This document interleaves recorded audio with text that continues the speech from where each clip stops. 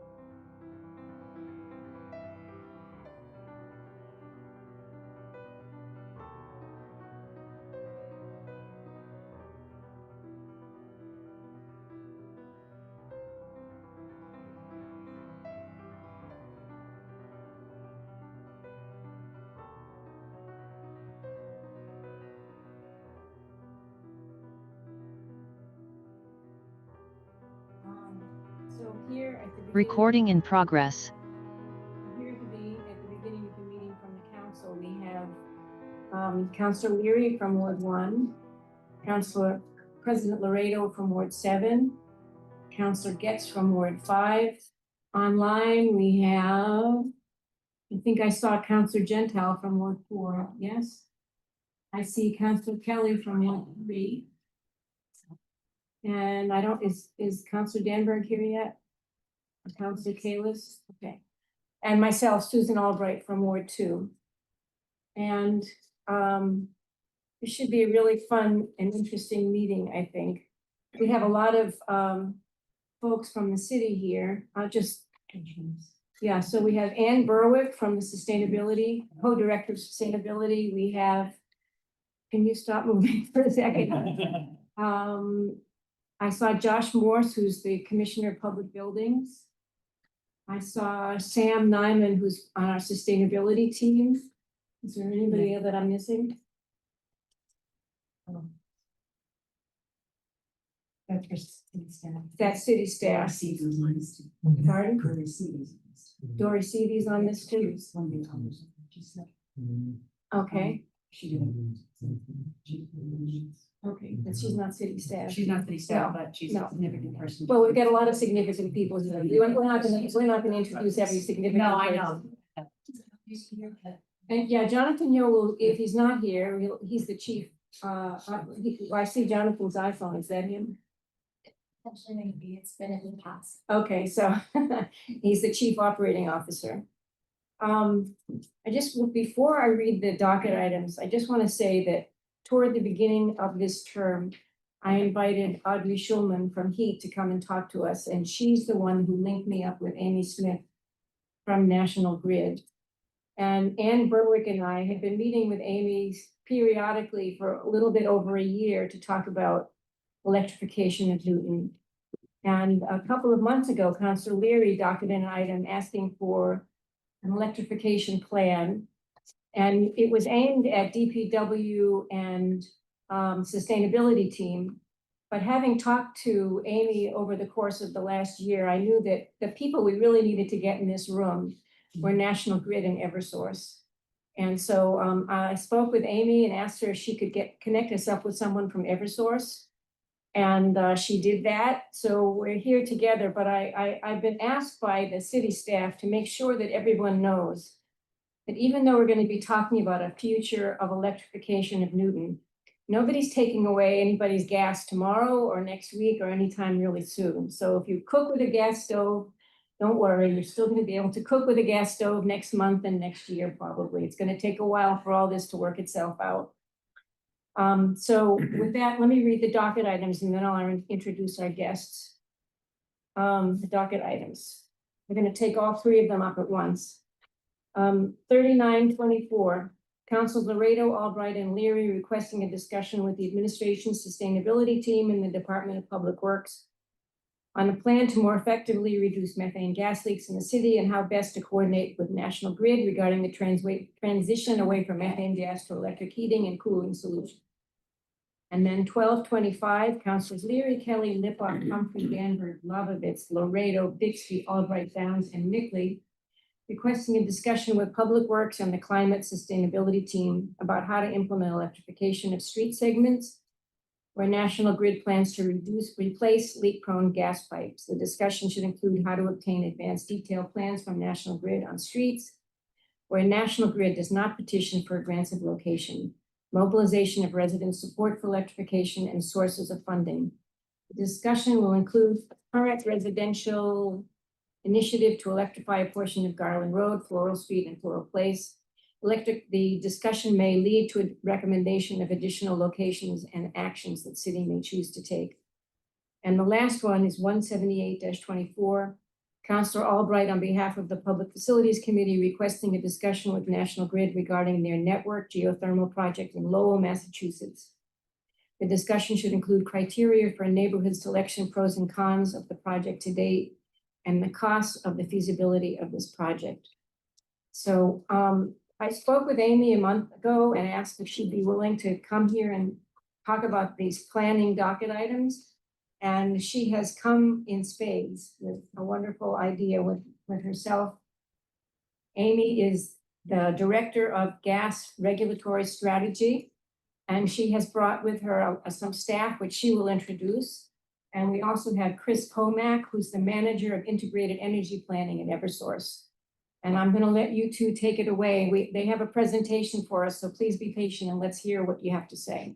And thank you very much. It's, I want to thank Councilor Albright and everyone here really for the opportunity to come here and talk about integrated energy planning, which we sometimes call IEP. And I have been counseled that IEP also is an acronym used for individual education plans as well. So we're going to try and use the term integrated energy planning, but if we forget and say IEP, that is what we're referring to. But it's wonderful to be here. It's been a long time planning. Before we start, I'd like to just go through and introduce the team that we have here today. I'll introduce the National Grid folks, and Chris can introduce the people from Eversource here. Corner of the table here, we have Bill Foley. And Bill, what is your current job? Director of Future Fleet at National Grid. Faye Brown, who is I'll let you do your own title, so. Director of Gas Delivery Solution and Future Lead. And so what was the last part? Future Lead Engineer. Okay. Tammy, Tammy Sabrino, Community Engagement Manager. Diego, Diego King, engineer and within the Elite Pipe Integrity Management Team. and Adrian. Adrian Agrawal, Program Manager for Non-Pipeline Alternatives. It's great, and also on the phone, we have Steve Nenges, who's our manager in our energy efficiency as well. Chris? Good evening, Christopher Pomack, Manager of Integrated Energy Planning. Here in the room, we have Peter Bowman, who's the City of Newton Community Representative. Peter Bowman, Community Relations. We do have a couple folks on the call, Ronit Goldstein, who's our Manager of Community Relations, and Leanna Lester, who's a Lead Engineer in Integrated Energy Planning as well.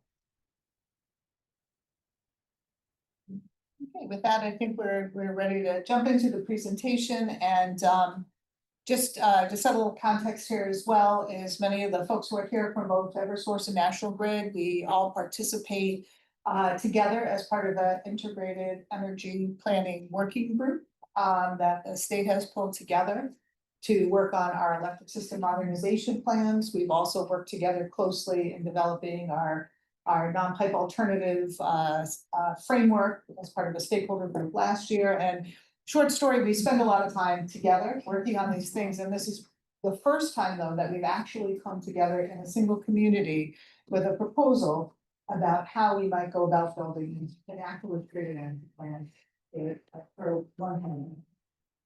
So Chris is going to drive here. Right, we've got, it looks like a long agenda, but I think we should be able to get through it pretty quickly and then get on to discussion. So just want to start out here with a little bit of a graphic about what is integrated energy planning all about? And if you look over on the left, you just see the graphic that is meant to represent how we traditionally have planned our electric systems and our gas systems, which have been very separate. In many of our communities, it's completely different companies that own the gas system and electric system, like here in Newton, where you have National Grid owning the gas system versus owning the electric system. Other communities, it might be a single company that owns both the gas and electric, but some of the same rules apply and how we can work together. And we've really focused on building our systems to address projected peaks, to make sure that there's enough, the systems are reliable, we can deliver the right amount of energy to the people who need it in those communities. Also planning our systems to ensure that we're maintaining, especially on the gas side, a safe system. Safety and reliability are always top of mind. But we have not traditionally worked together to understand each other's plans. And I would say, with the rare exception of when perhaps the DPW sits us down because they don't like us all working in the same street at the same time, we haven't had a lot of discussions in the past. But that all changed a couple of years ago when the DPU, through multiple proceedings, established working groups and mechanisms to begin this process, or as Amber might point out to you, we discussed earlier, to sort of reinstitute a process that used to, in some ways, exist back in the 1990s, where gas companies worked together and planned out the systems. But really, the other key piece of integrated energy planning that I don't think was a component in the past and is going to be really important now is that the third leg of the stool there is customers and community. So we can't do this without our customers and our communities. Our customers have to be engaged and willing and excited about electrification, as Susan said at the top of the meeting, but we're not here to force anybody off of the gas system who would like to continue to be our gas customer. But also you as the community of Newton, you've got your goals, you've got your plans, you've got other programs and policies in place, you have your Berto. There are other things that are going on in the city as well. And the idea here is really to leverage everything that's happening, but to try and bring it together into a single discussion so that we can drive towards a process where the electric and gas companies are coming together to plan out our system simultaneously in a way that aligns with your goals and in a way that's feasible to consider electrification where possible, and what we like to call an orderly fashion or an orderly transition. So rather than just randomly picking off a piece of pipe here and there, and we can do some of that in the interim, to be sure, this process will allow us to actually,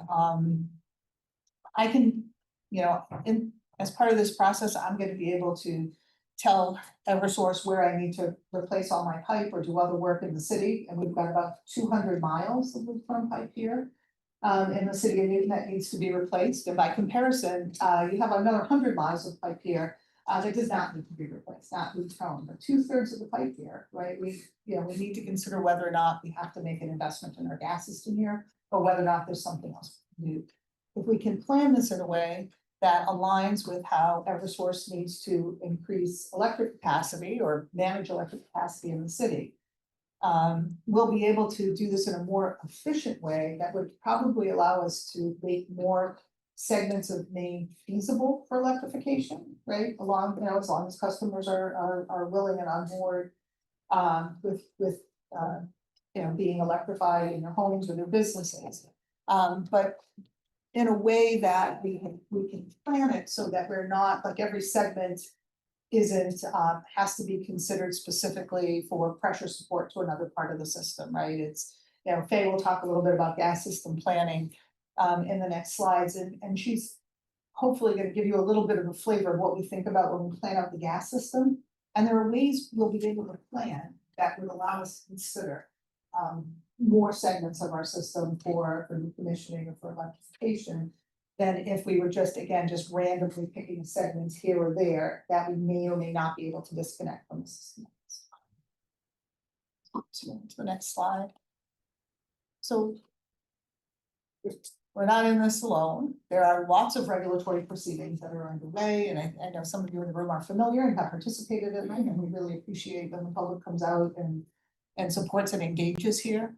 The one we started talking about earlier is the Electric Sector Modernization Plan, or the ESMP. You might hear that acronym being tossed about. And that's really the process and the plan by which, across the Commonwealth, we need to upgrade our electric systems to be ready for energy transition. It has many different phases of it. We recently just got an order around some of the proposals that all the electric companies have for modernization of their system and some funding mechanisms. And also importantly, out of this proceeding has come the joint working group, or the IEP, the Integrated Energy Planning Working Group, which includes all of the gas companies, all the electric companies in Massachusetts, a representative of the municipal electric companies. We have 44 municipal electric companies here, and we have also a lot of municipal gas companies in Massachusetts. The Attorney General's office, EEA and DOER, state agencies who are involved in the electrification process, and other stakeholder groups that have been selected to participate from around the Commonwealth. And there's 6 meetings, Chris? Yes, there's 4 meetings and 2 public listening sessions. Public listening sessions that are going to occur, where we're gonna receive some input from the public and from the working group about the sort of the basis for developing this integrated energy planning model. Where our conversation fits in today, though, is this could be an important element, sort of like a first in the Commonwealth, real-time pilot process example to build something for a single community based on the principles we're developing in these working groups. So this is, we've had 1 meeting so far of the working group. There's another one that's coming up in July, and we're going to continue to evolve here. We also have the Future of Gas, or DPU 2080 proceeding. I think, again, those are probably numbers people have heard or used. I know many people here in the room and some people on the calls have also called in and provided comments around the Future of Gas directives here. It was out of that regulatory proceeding that we developed. We created a working group with stakeholders, Brian, array of groups from across the Commonwealth, where we have now developed and proposed a non-pipeline alternatives framework that we're hoping that the DPU will approve as part of our climate compliance plan filings. That was another requirement that came out of 2080. And in April of this year, every gas company filed their climate compliance plans in the docket, which included the NPA proposals as well. And then the other key item there is the DPU is required every LDC, or that's a local distribution company or a gas company, to file a targeted electrification demonstration project. DPU likes demonstration project rather than pilot, but it's essentially the same thing. And National Grid has filed for the pilot in the town of Leominster and the city of Winthrop. In December of this past year, we recently just had a technical session at the DPU to talk about this particular target electrification pilot, and we've got Adrian here with us today, who's our project manager for that project. And it's really, this is going to be the first time we're going to really be able to test customer adoption of electrification, right? Where, it's an interesting pilot program. We'll see what the DPU does or does not approve in terms of us carrying this forward. But if the DPU does approve what we filed, we've got 14, now 13 segments of pipe across these 2 towns. With about 120 customers in total across them. And we're going to go about the process of trying to convince them to give up their gas service, electrify their homes, and allow us to decommission the gas. Also importantly is the energy burden docket that the DPU has opened. We have been very focused on affordability of both gas and electric bills this year. And everything that the DPU does today, they are also addressing affordability front and center. It's not that they never cared about it before, but there was a lot of media involvement, public inquiries, things around affordability that happened over the winter. I think the governor wrote a letter to the DPU and asked them to look more closely at energy affordability.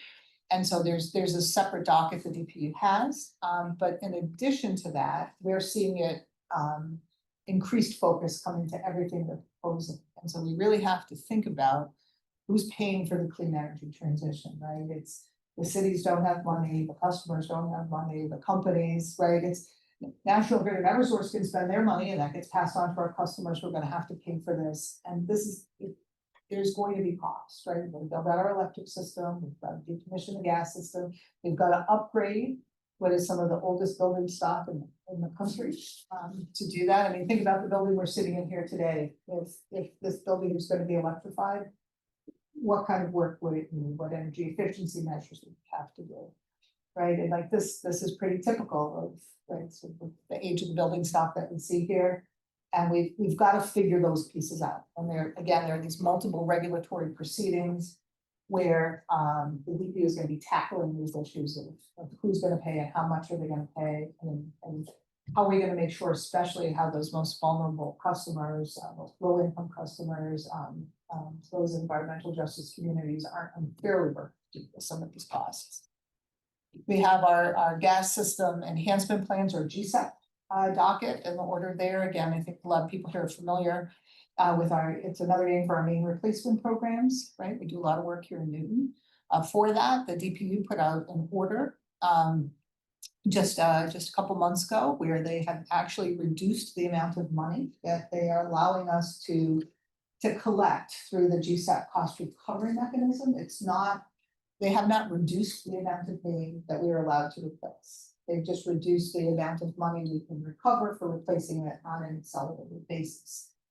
And so we typically could spend about 3% of our total revenue every year to fund the GSEP program. They've reduced that down to 2.5% of revenue, so it's several $1 million less that will be accelerated through there. They made some changes to how we can recover the deferred costs. So if we spend above the allowed cap, we recover the money in the next rate case.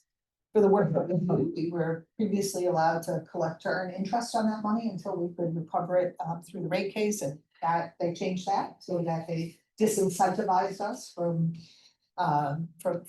carrying over too much of the cost because they will no longer accrue interest.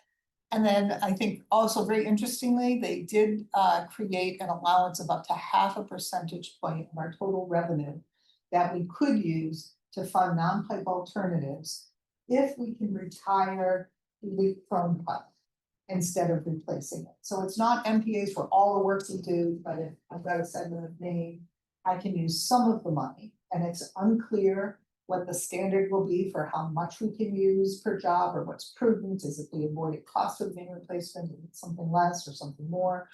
But we're looking for some opportunities to see what we could propose this October when we file our 2026 GSEP plan as to what might fit into that bucket of spend. And then lastly, we have our energy efficiency dockets. And energy efficiency is a very important part of overall electrification plans.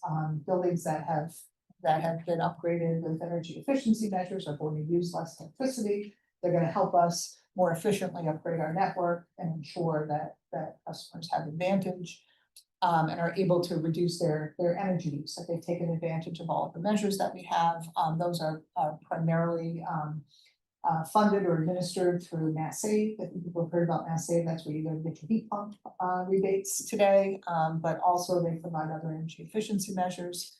And I have Steve Menges here and he's some questions about that today. So with that, I'm just gonna pause and I'm gonna turn it over to Faye Brown, who is gonna talk a little bit. We thought it'd be really helpful today to talk a little bit about how we plan the gas system, how we plan the electric system, and have an appreciation. So we're all speaking the same language, but we're talking about how we're going to be integrating those planning processes. Thank you, Amy. So, gas planning 101. So just starting with like our existing gas planning processes. So we start with input, system analysis, project development, and planning. So Can I just, is everybody, online people here, Faye? Because you're talking a little softly. Sam, you said yes? You can Yeah, hear? it was a little quiet, but I could hear. But if you can speak up at all, that would be helpful. So So inputs, so starting with inputs, we have regulatory compliance requirements, asset field conditions. We look at system performance, whether it's in the winter or in the past, weather data, customer gas usage, our gas supply that comes into the region, and then different planning standards. So when we look at our system analysis, those inputs go into our system analysis, and that's the hydraulic. And we have different regulator stations on our system, and those regulator stations control, like, take it from a higher pressure to a lower pressure, and most of heating is a lower pressure, and that's the delivery of the gas that goes into your home. So those stations have capacity, so we just want to review those every year. We have different models for different temperatures, so we can see if a work needs to occur on the system, whether it's at a regulator station, or if we're doing construction work and we need to kind of stop flow on the pipe. We have different temperatures that we can look at, see if that work or that shutdown of the regulator doesn't impact the pressures, to make sure that your equipment can work in your house. The other thing, we can run all these different system analysis, but we have telemetry data that our gas control personnel are actually monitoring data live, and also collecting that data to kind of see what impacts that is to our planning decisions.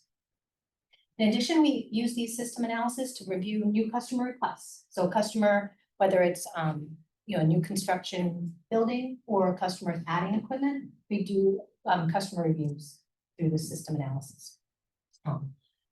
Just like anything, if you have a simulation model, you got to look at winter performance and kind of calibrate this. And we do winter verification to see how our system analysis, you have to measure it to make sure that it's a good tool to use, and we continue to improve it. And then we also use these models for emergency response. So if we have, fortunately, we do have construction that impacts, say, digging into our system, and they break our pipe. So we have to make that safe, but we also need to know what making that safe impacts to the rest of the system. So if we close a valve, will that have a backfeed, or do we need to put a bypass around that that damage to ensure that we can maintain the system pressures? And through the system analysis and those inputs, we identify projects. So we project development for the GSEP program, as mentioned. We also have projects that the driver is to maintain reliability and resiliency. And sometimes those customer reviews, if a customer's added load on the system does impact some downstream pressures, we'll have to we'll recommend some scope to like an upgrade project, so that their impact will be impacted in the system. Sorry. And then we have liquid natural gas facilities across the system. If you're familiar with the gas tank, the rainbow tank, if you're sitting in traffic on the expressway, or even listening to the traffic, like, oh, gas tank. We have we also identify projects to maintain those systems. Those facilities are 50 years old.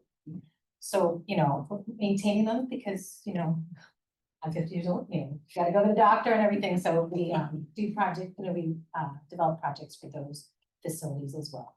But with anything, when you're, this is a boatload of projects, you gotta risk rank and prioritize those projects. You can't do them all in 1 year. You have to plan them out, and then that goes into the plan development, and what projects you want to do year 1 through year 5, and then kind of a forecast you can make. So that's our existing planning processes. Next slide. So just a little bit on yes, there's a lot of slides, because yes, we have a lot of gas system compliance rules that we need to follow. And so we're subject, LDCs are subject to federal and state pipeline safety requirements. And then the first one being the Pipeline Hazardous Material Safety Administration, PHMSA for short. And also in the state, so we're also codes with a Mass DPU. together, so the federal codes are the 192 CFR and the 193 CFR together, as well as the Commonwealth of Massachusetts 2020 CMR sections 100 and 101. So those are what establishes our safety regulations in the state. In addition, so the federal and state pipeline safety, so the National Transportation Safety Board, so there's incidents that happen. And through those incidents, they do investigations. And coming out of the investigations, there's lessons learned, there's recommendations, and those also some come back and safety codes are revised as well. Learns from business. We have standard organizations, so we have ASME, so Association of Mechanical Engineers, and ASTM, so those are the used to be this testing material standards. They update when they update the standards that impacts like some engineering and material reviews, so those are factored in as well. And then with all that, you know, all the LDCs, we have our operations and maintenance procedures. So through that, you know, how do we follow those, you know, how do we comply based on the rules that are set for us? And those are filed with the Mass DPU. And so and then just like anything, when you have procedures, you have to follow those procedures. Next slide. So gas safety considerations. So as we mentioned, history of leaks. So pipes that are showing a history of leaks, we look at those, the dynamic system. So, you know, whether it's ones that are reported during the year, but mostly coming out of the winter, we look at that throughout the year and see the leaks. We have different pipe material in the system. So we have mentioned leak prone pipe, which can be cast iron. We have bare steel pipe, and then also a older plastic called Alderlay. So those include in the population of our leak prone pipe.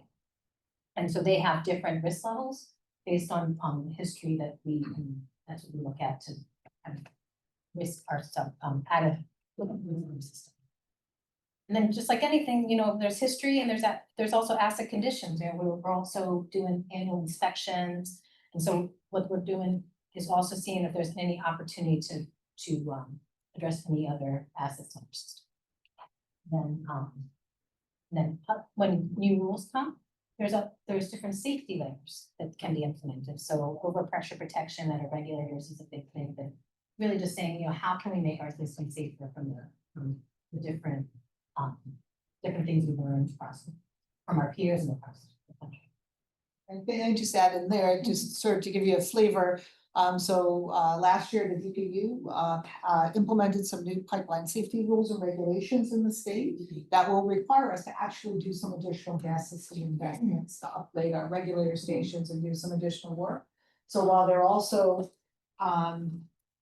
while they're also in DPU 2080 encouraging us to find ways to decommission the gas system and to retire our leak prone pipe, they're also implementing new rules and regulations that are asking us to make additional investments in our system. So I don't say that as a way of complaining, but simply to point out that we're operating in a pretty complex world of trying to balance the things we're required to do by rule and regulation, right? As Faye said, there's the federal rules, the state rules, they're changing all the time, incidents occur, new rules pop up. I think people are familiar with a couple of years ago, incident up in the Merrimack Valley. Oh, yeah. There was an explosion, right? That was, and coming out of that, a lot of really impactful new rules came into place, but most importantly now, all of the designs that we do for work have to be reviewed and stamped by a professional engineer. There had been a mistake made in the engineering, actually, that was the root cause. But anywhere in the country, an incident can occur that puts new obligations on us, and we have to somehow fit that in the context of everything else we're trying to do. And so hopefully this is helpful to understand. It may look simple on a piece of paper or a map, but the reality is it's quite a complex and integrated process. So just a little lesson on gas system operating pressure. So way to understand gas system operating pressure is almost like the different speed limits within your state. 25 miles per hour to 60. So those different operating pressures are similar, where we have a low pressure system that, you know, mostly serves our residents' homes, and some small commercial businesses. Then we also have something like a 60-pound system where it could serve more businesses as well as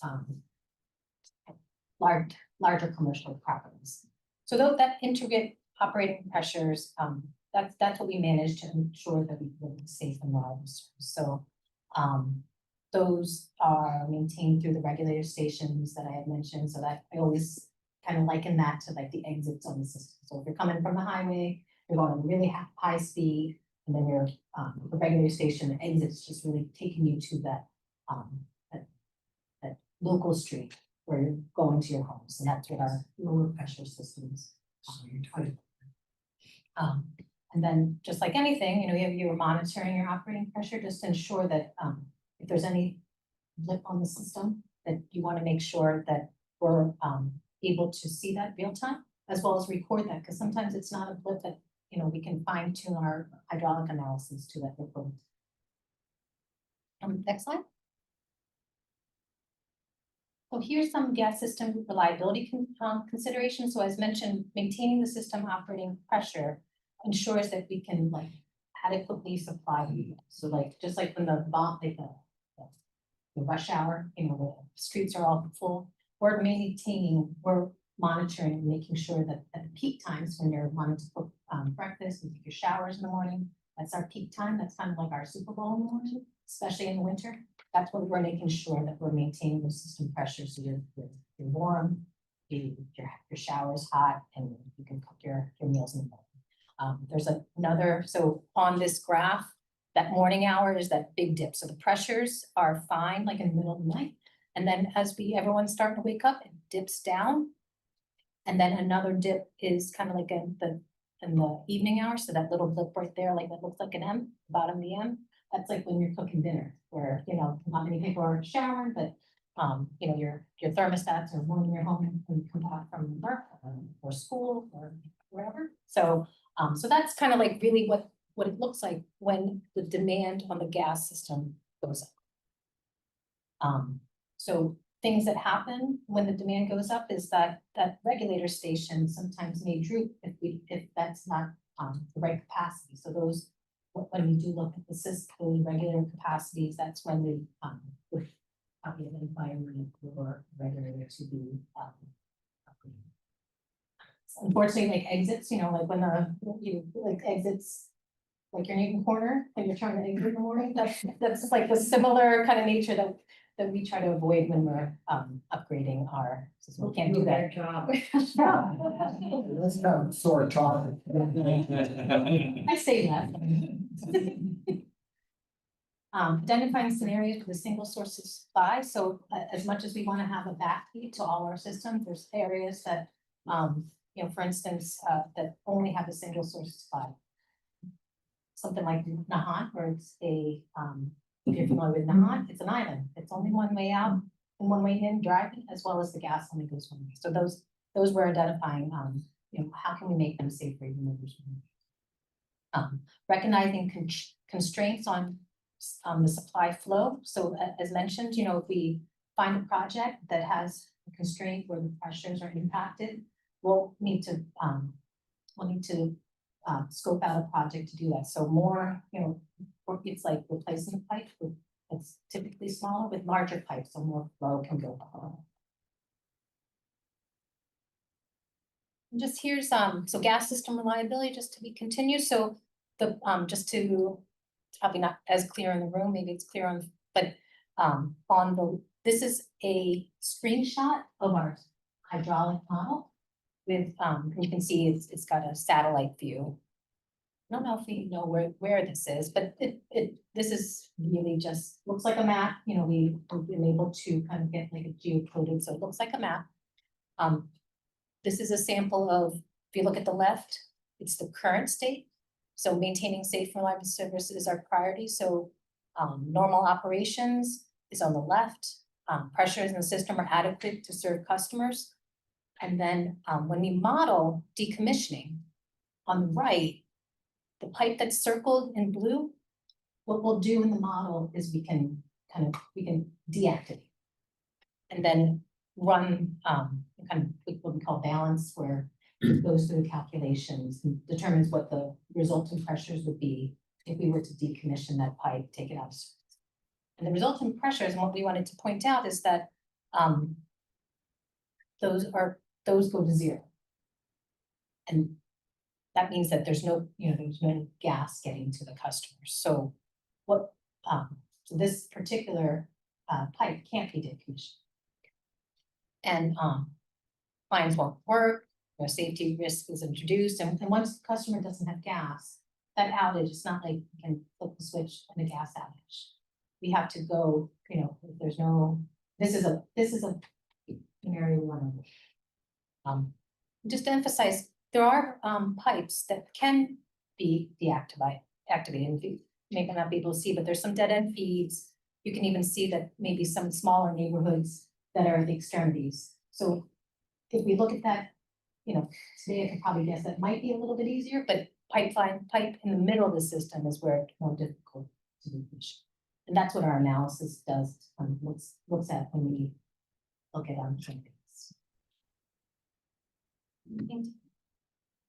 So from here, right, if there's any gas questions, we can move into the electric planning portion. Any clarification anybody wants to ask for, because it might be good to move forward, but. Well, I just have a quick question. Yeah. Yeah. Mhm. You were, I mean, I just wonder whether or not, I think of like heart surgery or some sort of bypass. Yeah, But then you would be able to then consider. well, sometimes, and that's the thing, so, so there might be another project so unfortunately, to decommission that pipe, we may be able to put in new pipes so that we can maintain those pressures at points that are below system minimum or at zero. But one thing we do want to avoid is, to decommission pipe, we want to also avoid putting new pipe to do so. So, sometimes with the Right. bypass, whether it's in the same location or, Yeah, kind of a- well, I'm just thinking, specifically on my street, they're shifting, they're actually putting pipe now. Yeah. And I'm watching larger pipe go in, into some segments. So I'm just sort of pre-planning and thinking about the whole construct, so that then you would be able to like maybe, work on one's whole side or one whole tree. I think that's gonna be what we're gonna have to work Okay, on. that's Where we're going. That's exactly it, and the bypass, I know just that Faye was talking about is, when we have we have to do an emergency shutdown of a pipe. We may need to build a bypass to connect on either side of that pipe, so we can keep the gas service on for customers while we do a repair. Right, the larger bypass, and again, the whole point is that we should, there's a desire for us to shrink our gas system, and so we're not looking for projects where we can decommission 100 feet of main here, just to have to build another 100 feet someplace else, then we haven't achieved our goal. Right? So even though we might have taken a piece of risky pipe out of service, we now need to build an infrastructure. So that's, but as we integrate this, we're hoping to eliminate those situations if we do this in an orderly fashion. If we decommission in the right order, we are less likely to come up with those situations over time where a single segment is going to have such a widespread pressure. Like that, if they foresee, I think Council Lear, you have a Yeah, question? just, Faye, so you're saying generally you could work from the outside in? Yep.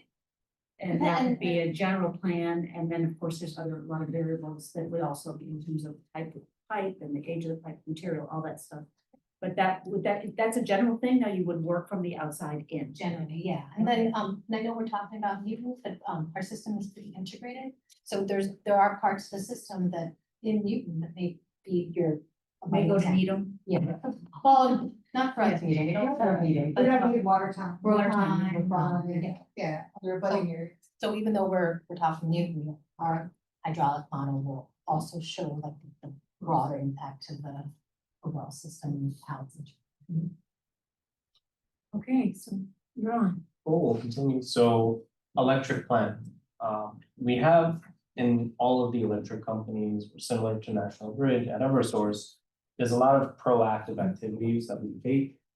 The one thing that we always come for, first and foremost, we're always focused on maintaining safe and reliable service, right? First and foremost, safe and reliable service. there are proactive activities that we take all the time, and we'll talk about some of those activities. Generally, we look at our existing system, we look at how it performs, and then we integrate forecasts, which look at new projects coming down the line, projected demand that we're expecting on the electric system, along with looking at different state goals and how they integrate into specific areas that are served by feeders and substations. In these models, when we're doing this assessment, we're taking a look at how the system is operating. There's specific planning criteria and thresholds that we have in our electric models that will flag to say there's a violation here. We'll talk about some of those violations. And what we do as electric planners, system planners, is we come and recommend upgrades, how to develop and alleviate that type of violation proactively. We do it in a manner where it's looking to be the lowest cost and really to be the most effective solution strategically for the long term. So some of those outputs that we go through, right? I've talked about some of those state policy type items that we look at. We look at a lot of that historical performance. So currently it's a summer peaking system. So when were those heat waves, right? What kind of customer requests are we getting in those areas? Are there new buildings, new development? It's brand new buildings, or are we doing those upgrades that we spoke about earlier to the existing homes? We take into account a lot of external stakeholder input as well, like where strategically we're gonna have new businesses, along with general like city area planning. We also take a look at climate and resiliency. So we know that we have a lot of extreme weather that's been happening, and we need to be able to plan to be strategic so that we can shift load around if there are outages, so that we can maintain that reliable service, right? If a tree goes down, you don't want to be out for many days. You want to be able to do switching and be able to effectively restore customers so there's a minimal impact to customers or not. The planning activities will go into some of those details, what some of those are, but we have annual reviews, we have area studies that we perform. We also look at different customer projects, whether it's new type businesses that are growing, or if they're doing interconnection studies with solar and batteries. Along with long-term assessments, right? Earlier we mentioned the electric sector modernization plan. We're looking at what are those 2050 type electrification that can be projected in the future based on some of the Commonwealth's projections and also other local ones. We go into that planning development to figure out, well, what's the most cost-effective alternative to alleviate that violation. We typically look at multiple alternatives so that we can flush out and make sure that we engineer and come to a consensus with what's the best solution at the best cost, right? That's most efficient. And we also look at non-wires alternatives. So like the gas system, I want to install pipes. The electric system, we want to install wires. But what we do is we make sure that we're not just focused on installing the wires, we look at alternatives like using batteries to potentially alleviate some of those capacity or different violations that might happen. And we come up with a recommended plan that we propose and move forward. The different type of planning analysis that we go through, we have an annual study that we do, where we look at what happened in the last summer, last winter, and taking a look at what were the different components that might have seen a violation and how can we best plan and correct those so they don't happen again, and also integrating that with the forecasts. So if we know a new customer load is coming on soon, we work closely with those customers and try to understand what the timeline of them coming on, because as the electric provider, we're making sure that we can provide the power when it's needed. We're not overbuilding out a system so that the ratepayers pay ahead of time. We're making sure that it's ready when it is, so that all that investment is paid and it's not paid that much in advance. We also do area studies, right? When there are different systematic high-level events and different trends that we see, we look at multiple different areas to see what kind of trends are actually happening. We take a look at the different asset conditions in the area to see what kind of work are we expecting, and we look to sequence it out strategically over time to address a lot of the different like studies where violations could happen, right? Some of them are listed, like the acid condition type items. Gas has acid conditions, so does electric. We look at wires, we look at transformers, we look at capacitors and regulators to make sure that what we have is expected to operate well.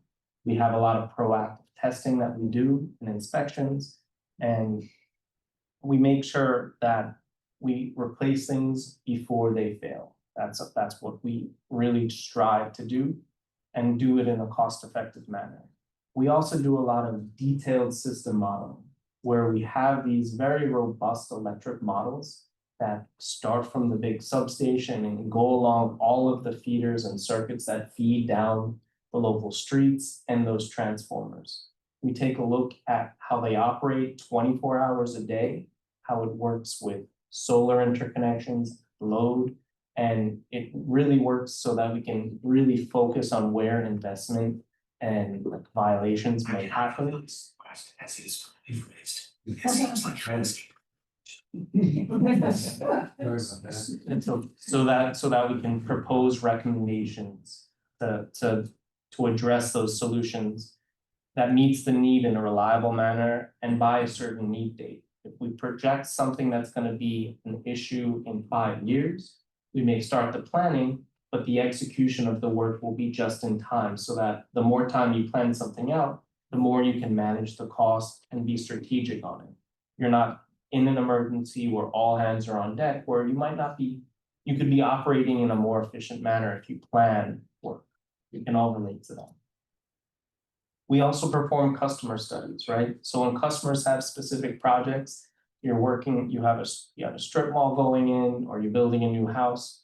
We look at all of those studies, and there's a sequence to it where we look at that general assessment, and then we look at those customer specific loads to understand how they're operating, and then propose like, this is what the scope of work is. And for different projects, there's also could be cost and things that are related to that.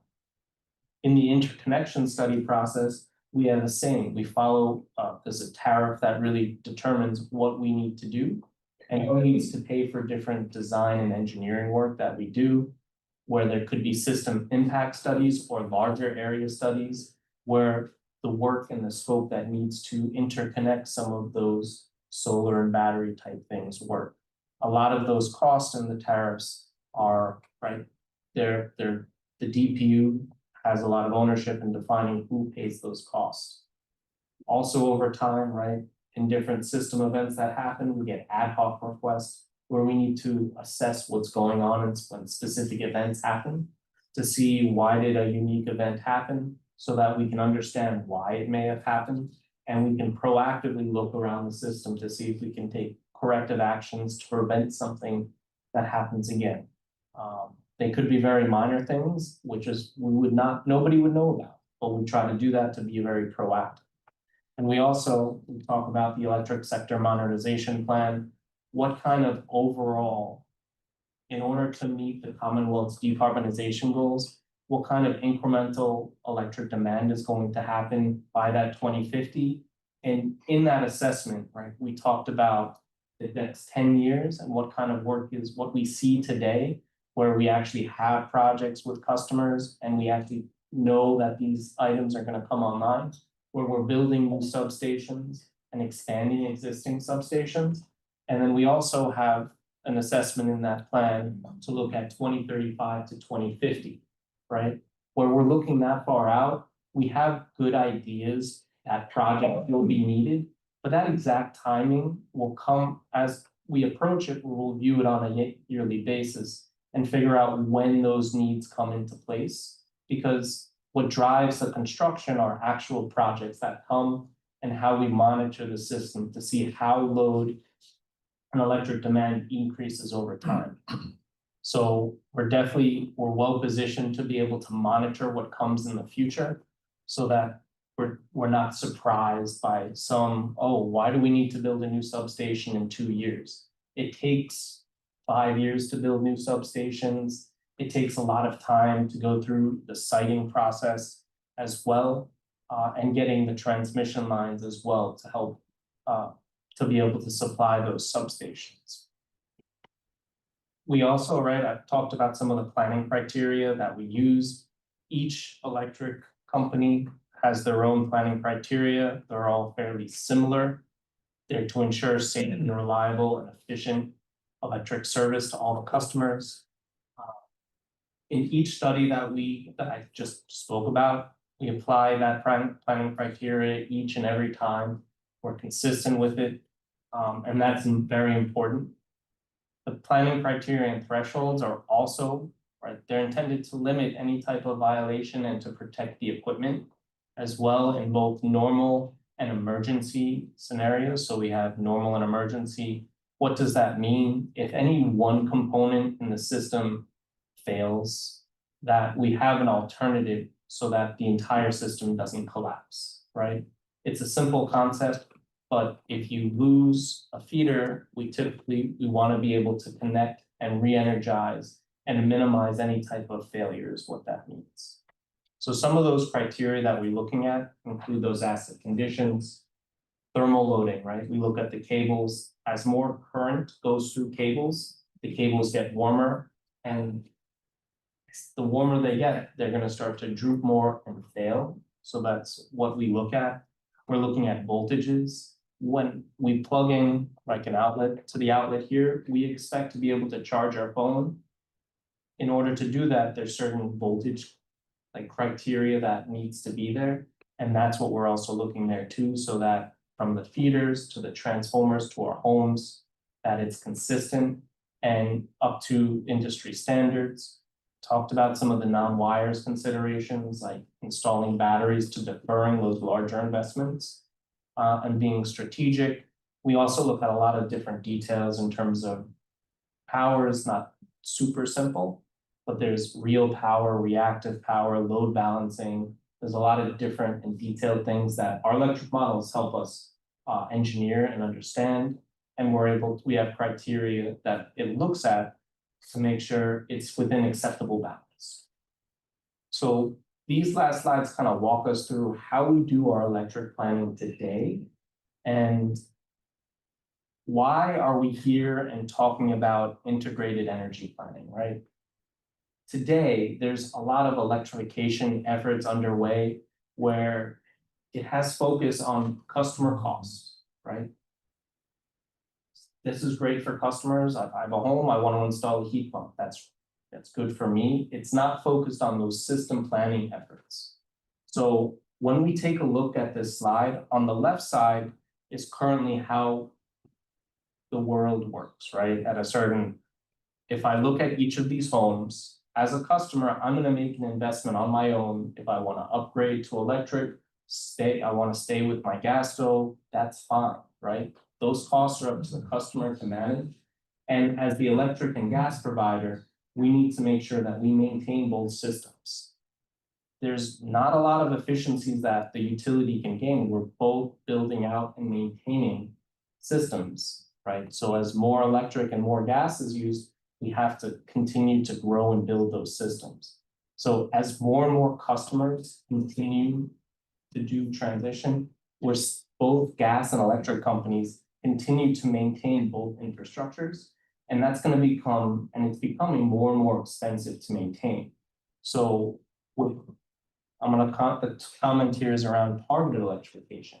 When we can work together and kind of focus where do we want to electrify, the opportunity exists where the electric company can look in that area and plan, say, hey, let's make sure that we have all the electric infrastructure there that's robust enough to be able to supply those homes. And the gas company understands and can plan around that to be like, in the future, we can defer a project and potentially decommission those pipes at some point in the future. So the overall infrastructure can be reduced and those general costs can also be reduced. So the whole concept of coordinating these investments between the gas and electric company is something that there's a lot of benefit that we could see.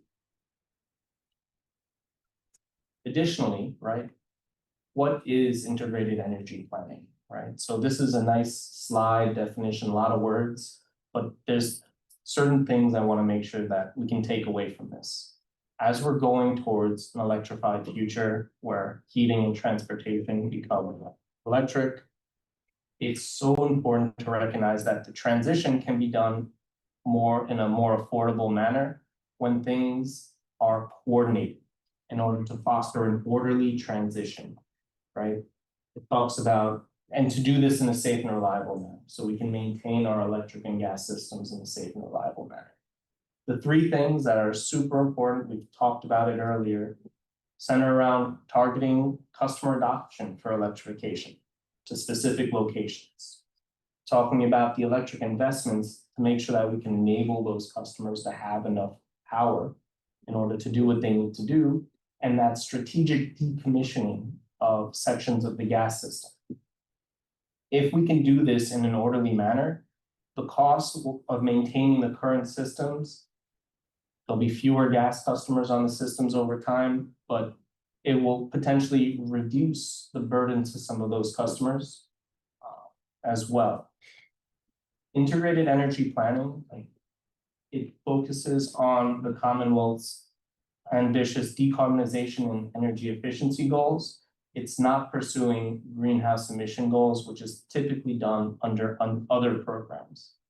So integrated energy planning is safe and reliable service for customers in a cost-effective manner, right? Affordability is at the forefront to decarbonize and meet energy efficiency goals.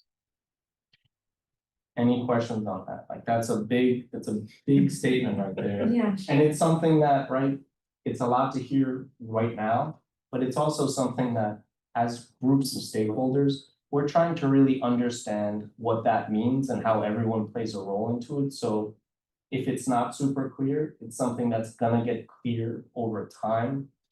We recognize that this is our business. So like we're trying to do a good job with that. I And think you've made it clear that it's not easy to do that. no, Yeah. and it takes a lot of collaboration with many different stakeholders. We have a couple of people who've joined us, Councillor Kalis from Ward 8 and Councillor Maliki from Ward 1, not a member of the Ward 3, not a member of the committee, but we welcome you. And I forgot to introduce Lisa Pinnell, our committee clerk. And Councillor Kalis, you have a question? Yeah, I have a few actually, this topic, the IEP. Yeah, I don't fully get that, but I think over time, that's something people will, but it definitely sounds like you have a lot of planning going on. Do you monitor the cities to understand how quickly they're electrifying? Do you monitor the city councils to understand the ordinances they're putting in? Because you talked a lot about the planning and planning ahead, so is that something that's happening? Yes, the short answer is yes. A lot of those planning inputs on this slide. We're very close with like the concept, I think I've heard Berto coming up. We know about that. We work very closely with large customers when there's different programs that are available. We also understand those and where they're coming. Making sure that customers communicate when they're doing projects is really essential, and how like the timing and scheduling of those programs. And this is not just a today thing, it's an important like relationship and partnership that we need to have to say, hey, the sooner you know about these larger projects, communicate them. The better that you can plan and we can plan to be ready on time. So yes, we do a lot of monitoring and we look at the regulatory environments, we look at split cities and different areas. That's great. One common thing that we hear a lot of is that when people are pushing back is that there's not enough electric capacity for all of this transition. How do you respond to that? There will be enough capacity when it is needed, right? So as long as we're able to plan, right, we're able to build out and justify a system, right? A lot of the challenges with the electric system, we need to be able to enable a lot of the power. So there's going to be a big demand. In the electric sector monetization plan, it shows what our current projections are and do we have enough in the forecast to meet the 2050 decarbonization targets that the state has set. And that sector plan doesn't show us meeting the 2050 goals, but we do have enough headroom and plans to be able to accommodate the electrification, right? So there are different goals in the state that have around 97% or so folks doing electric vehicles. There's 85% or so doing heat pumps for heating. There's a lot of different residential and commercial targets in there as well. And as the electric provider, we do see ourselves in the best position to really facilitate and enable that. Right, we're building substations so that we can get power to customers on time when they need it. Okay, I just think that's a really important message because we hear, that's a lot of pushback that we hear. There's not enough electric, so why should we do it? But there is. I just wish that was out there louder. I mentioned, when I was talking with Chris the other day, I mentioned what Councillor Gentile is always talking to us about substations. And I think you found that there's a substation plan for Newton. Yeah, so in the electric sector modernization plan, it's a short 700-page document. But there is a nice executive summary. There's a couple like cool things in there. We have around 27, 30 or so projects that talk about new stations and expanding existing stations. There's also plans that we need to make sure that we have a robust transmission system as well, so that we can get the power from where it is, if it's offshore wind or elsewhere, from wherever it is, to the load centers like Boston and Newton. But the intent is in that 20-year outlook, there is a station that's identified for future Newton, right? We're monitoring the entire system.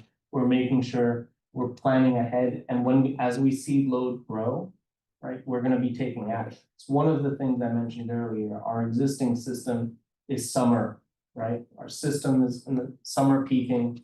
Next week's gonna be toasty, right? All hands on deck. We're gonna be monitoring the system. As folks do more heating electrification, we're going to see that winter, where there's currently a lot of headroom that's available, like available capacity to use, that's gonna start shrinking. And soon the system, we're projecting like the 2035 range, is going to switch to a winter heating system.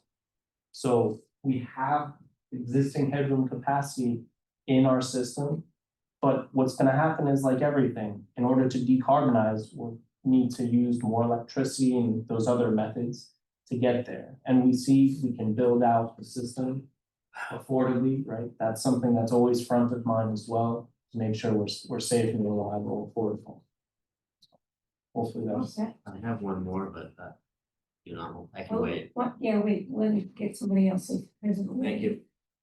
So you've packed a lot in here, which is great. As I see it, there's really multiple components of this, some of which we're gonna have an impact on or involved with, some which we're not. So at the very base level, if I understand it, you want to get people individually or residential or commercial to say, my power source is going to switch from gas to electric. That's kind of the essence of the basic, right? Yeah. Okay. To do that, you need to make sure that there's sufficient transformers and other capacity to deliver the electricity. I got that right? And you're telling us, as we sit here today, don't worry about it. We are planning sufficiently so that we will have that capacity to supply the electricity as you do the switchover. Yes. Okay. And is your assurance to us that we ought to be comfortable that the utilities will build out the necessary infrastructure to deliver that electricity that we need? So just remember, the build out is happening in an organized manner. We're not just building out feeders without known projects, right? Right. So we maintain the system, we see what historical loads are, and we do those reinforcements, right, proactively. But there are lots of potentially future energy users, such as AI centers, for example, and other places that are going to use much more electricity. So are you comfortable that you're building out to service that capacity? Whenever somebody needs to electrify, we're going to look at what are the alternatives to be able to energize them. Right? This is both a problem there's a problem, a challenge, an opportunity for Eversource Electric, National Grid Electric. But when data centers come on board, right, they don't come on board overnight. We work with them, and there's timing and scheduling of things. So if you find out about a project 6 months from now, like, we can accommodate that. However, we typically have lead times in order to execute on certain projects. So depending on the size of the project, right, and the amount of time ahead of time, we can plan it out and make sure that we meet those schedules. But you can't just call and say, I need a data center. Yeah, so I'm just making sure, like. If anyone calls up and says, I need a data center, come on in. I just want to understand the way we're approaching the problems. That's one component of it. Yeah. A second component relates to natural gas is, as we switch over to electric, we will hopefully be able to start decommissioning the gas lines in certain places, working from the kind of the ends of the system and moving in. Is that the theory there? That is the theory. And what I would say, this exercise in integrated energy planning is about sequencing of work, Yes. right? It's about getting the timing right so that we don't get out ahead of plans for decommissioning or our plans to retire our gas main, right? If we retire before Eversource has sufficient power, we're gonna have to put in the gas. They have to be retired. So, and an important enabler, I think we'll talk a little bit about it later, is we can now, on a larger scale, share our data, which is gonna help refine the planning process. Up until a couple of months ago, we were actually prohibited from sharing large scale data that would help to refine the planning and the sequencing. So I'm confident over time, we're gonna be able to hone our ability to work together and make sure that we've got a sequence of work right. Okay, Chris says, where do you need to work? Yeah. Right? So You can match it up. I want to make one other point, and then I want to understand what the impact is here new. So Well, we might wait for that one until later, because I think we're gonna talk about that. then I'll just ask the first question and pose the second one, but not Yeah. ask for an answer. Sounds good. So one component you haven't mentioned, because it's really outside of our jurisdiction, is whether the grid itself is green or not. In other words, to generate the electricity, are we using gas, coal, whatever, versus solar, wind? That's not part of our purview here. That's very important. My question then is, if we start to get an area in the city that becomes more heavily electrified, what are we going to do as a community to help the remaining folks in that area electrify? So in turn, we can decommission the gas line. And I take it that's something that's really of pivotal importance to us. That's the last slide and that's. And I'll the stop. punchline. This is helpful. Thank you. Thank you. So yes, I'm getting my answer. okay, and you're. Yes. So can we wait and let them finish and then we'll get to other people, okay? A general kind of 2 cents of where power comes from. If you look at the ISO New England website, they have a great site, a dashboard of where power comes and it serves. It gives you a good breakdown. One of the items that I think we do recognize, if gas isn't heating homes today, we're gonna electrify the homes. That gas may get shifted to gas generators in order to supply the power. Typically, generators are gonna be more efficient than having that gas make the heat at home. But we do expect over time, as more renewables come on board, the overall power that's being consumed will get cleaner, however we want it to define that. So that's a great tool and website if you knew about it.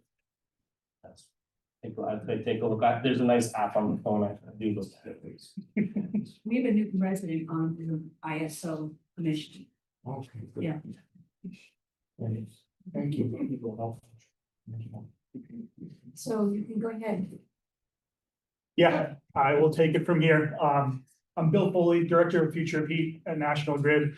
I'm here to talk through, so over the past year, Eversource, National Grid, as well as the other electric and gas utilities in the state have been meeting to essentially define what we think the future of IEP is. And Chris did a great job of stealing my punchline of what IEP is, but it's a holy grail. It's difficult, it's challenging, it's complex.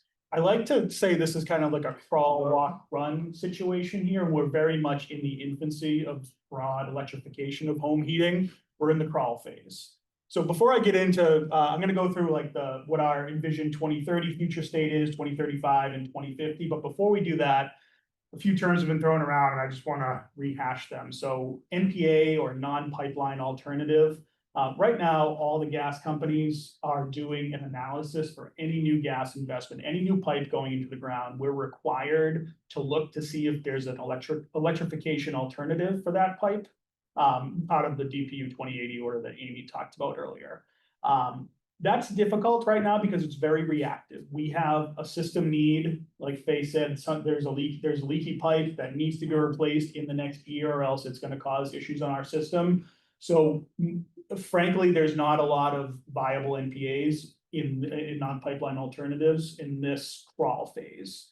The advantage is we are learning how to analyze, how we're going to talk with customers, how we're going to approach customers, how we're going to work with communities, how we're developing tools and processes and people inside of our companies. And that's what the next 5 years is about. It's about learning by doing. It's about getting to that walking phase. So I'll talk through a few of these punchlines here, but it's really about what I just said. It's about the processes, the procedures, the people, the tools, and the relationships and partnerships that we can form with the city of Newton, with other communities throughout the Commonwealth, with our regulators and politicians and everyone, all other stakeholders that are involved here. So my first bullet point is partnerships with towns. I'm so excited to be here today because this is the first of its kind, like Amy said. We've never sat down with Eversource, National Grid, and in a community to talk about how we're going to broadly electrify a community. So this is the first step. I'm glad we're here. We need to learn about how we engage with customers. Adrian's here about, we recently filed our targeted electrification demonstration program. Eversource is about to file theirs at some point this year. It's a small scale demonstration program about really to learn how we are going to work with customers, how we're going to go and, the technical stuff is easy. We can analyze gas pipes and electric systems on a computer all day long. When it comes to knocking on a door and saying, hey, how do we get you to electrify? That's the challenging part. So that's what we're going to learn. That's what we're going to learn through these demonstration programs. That's what we're going to learn through non-pipeline alternatives that come through as the alternatives to gas investments over the next few years. But the next 5 years is about learning how we engage with customers and what works, and more importantly, what doesn't work. It's about developing digital tools. And sorry, let me step back. This says 2030. These are milestones in 2030. This is where we want to be in 2030. A lot of these are underway today, will be done and operational within our companies well before 2030, but this is just the end state of 2030. So I don't want folks thinking that we're not doing anything before 2030, because you see folks in the room, we all have teams that work under us. We are all working this, breathing this, eating this, sleeping this all day, all night. So developing digital tools, both companies in the room are developing digital tools to enable this at scale. Right now, it's a little bit of a manual process, what Faye and her team do. So we're trying to make it easier so that we can get to that walking stage and we're doing more proactive non-pipeline alternatives. We have, by 2030, we're hoping to have programmatic targeted electrification offerings. So I've mentioned the pilot programs. We hope that develops into more of a program offering that we can go and work with communities and say, not necessarily how do we decommission the gas system in the city of Newton, but which single feeds, which dead end streets, which outliers of the system might be good to target, and how do we work together and get those projects underway.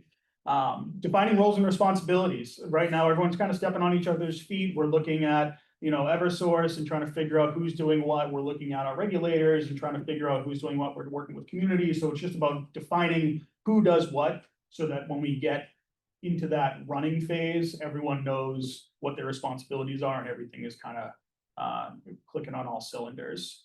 And finally, this is kind of the elephant in the room, and I'll just skip to the last bullet here, but the funding mechanisms, I think it was Amy mentioned, it's expensive, right? Home electrification is expensive, building out these networks is expensive, so we need to figure out a sustainable funding mechanism sooner rather than later in order to enable this. So 2035 is more of our walking phase, and I think we get there well before that, but this is more about being proactive, right? The non-pipeline alternatives that we kind of do today is reactive, as I said, so we're looking at more proactive non-pipeline alternatives. We're looking at targeted electrification. We're looking at not trimming back the entire system from the outside in, but looking at where we can pick off segments and we can retire gas pipe. We've developed the tools, processes, procedures, people, everyone in the first 5 years, and now we are activating those folks so that we can get to a point that really targeted electrification, NPAs, they start to take off, and it starts to look a little bit more like what integrated energy planning, the end state looks like that Chris kind of talked about. So I won't go through every single bullet point here, but it's really more of the same. It's about continuing to refine how we work with communities, how we work with customers, the idea of kind of a singular tool that utilities in our state, our stakeholders at the state, our regulators have access to and can use in these planning efforts so that we can start to actually optimize our capital investment plans, so that, just like the conversation we were just having, so that Chris and his team can figure out exactly where they need to invest, and National Grid can conversely dial back capital investment in our gas investment plan. You know, the whole idea is, if we know that there's a segment in 5 or 10 years that is gonna be decommissioned because folks are gonna electrify, gives Chris the time that he needs to build out the electric capacity, gives us the time to make the decision not to replace that pipe, but deal with leaks as they come, do any kind of O&M and maintenance that we need to do to keep that. But if we have an end date, it's a lot easier for us to not replace pipe in the street than it is if we don't have an end date. Let's just jump forward to 2050. So we take a big jump into 2050 here. Looking at my sheet like it's gonna change. It's not digital. So this is the running phase, right? And then a lot happens, and this is a little pie in the sky, a little holy grail here, but between 2035 and 2050, integrated energy planning becomes business as usual. The gas system is not completely decommissioned, because there are certainly customers that are hard to electrify. There are customers that will not electrify. But ultimately, we've substantially trimmed back the gas system so that it's right-sized. Eversource and other EDCs in the state of Massachusetts have built out their electric systems to accommodate home electrification, EVs, all that kind of stuff that we're heading to. And it's done in a coordinated fashion. This is all about affordability and optimization. Like Chris did a great job of saying, we're both currently building out our systems because we each need to maintain electric and gas safety and reliability. Even if there's one singular customer that's served by a 1,000-foot gas pipe, because everyone in front of them has electrified, we still maintain that 1,000-foot gas pipe because we're obligated to serve that customer as it stands right now.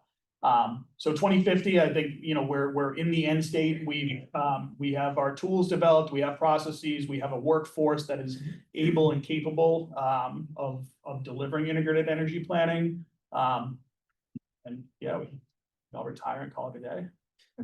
So, last slide, enablers.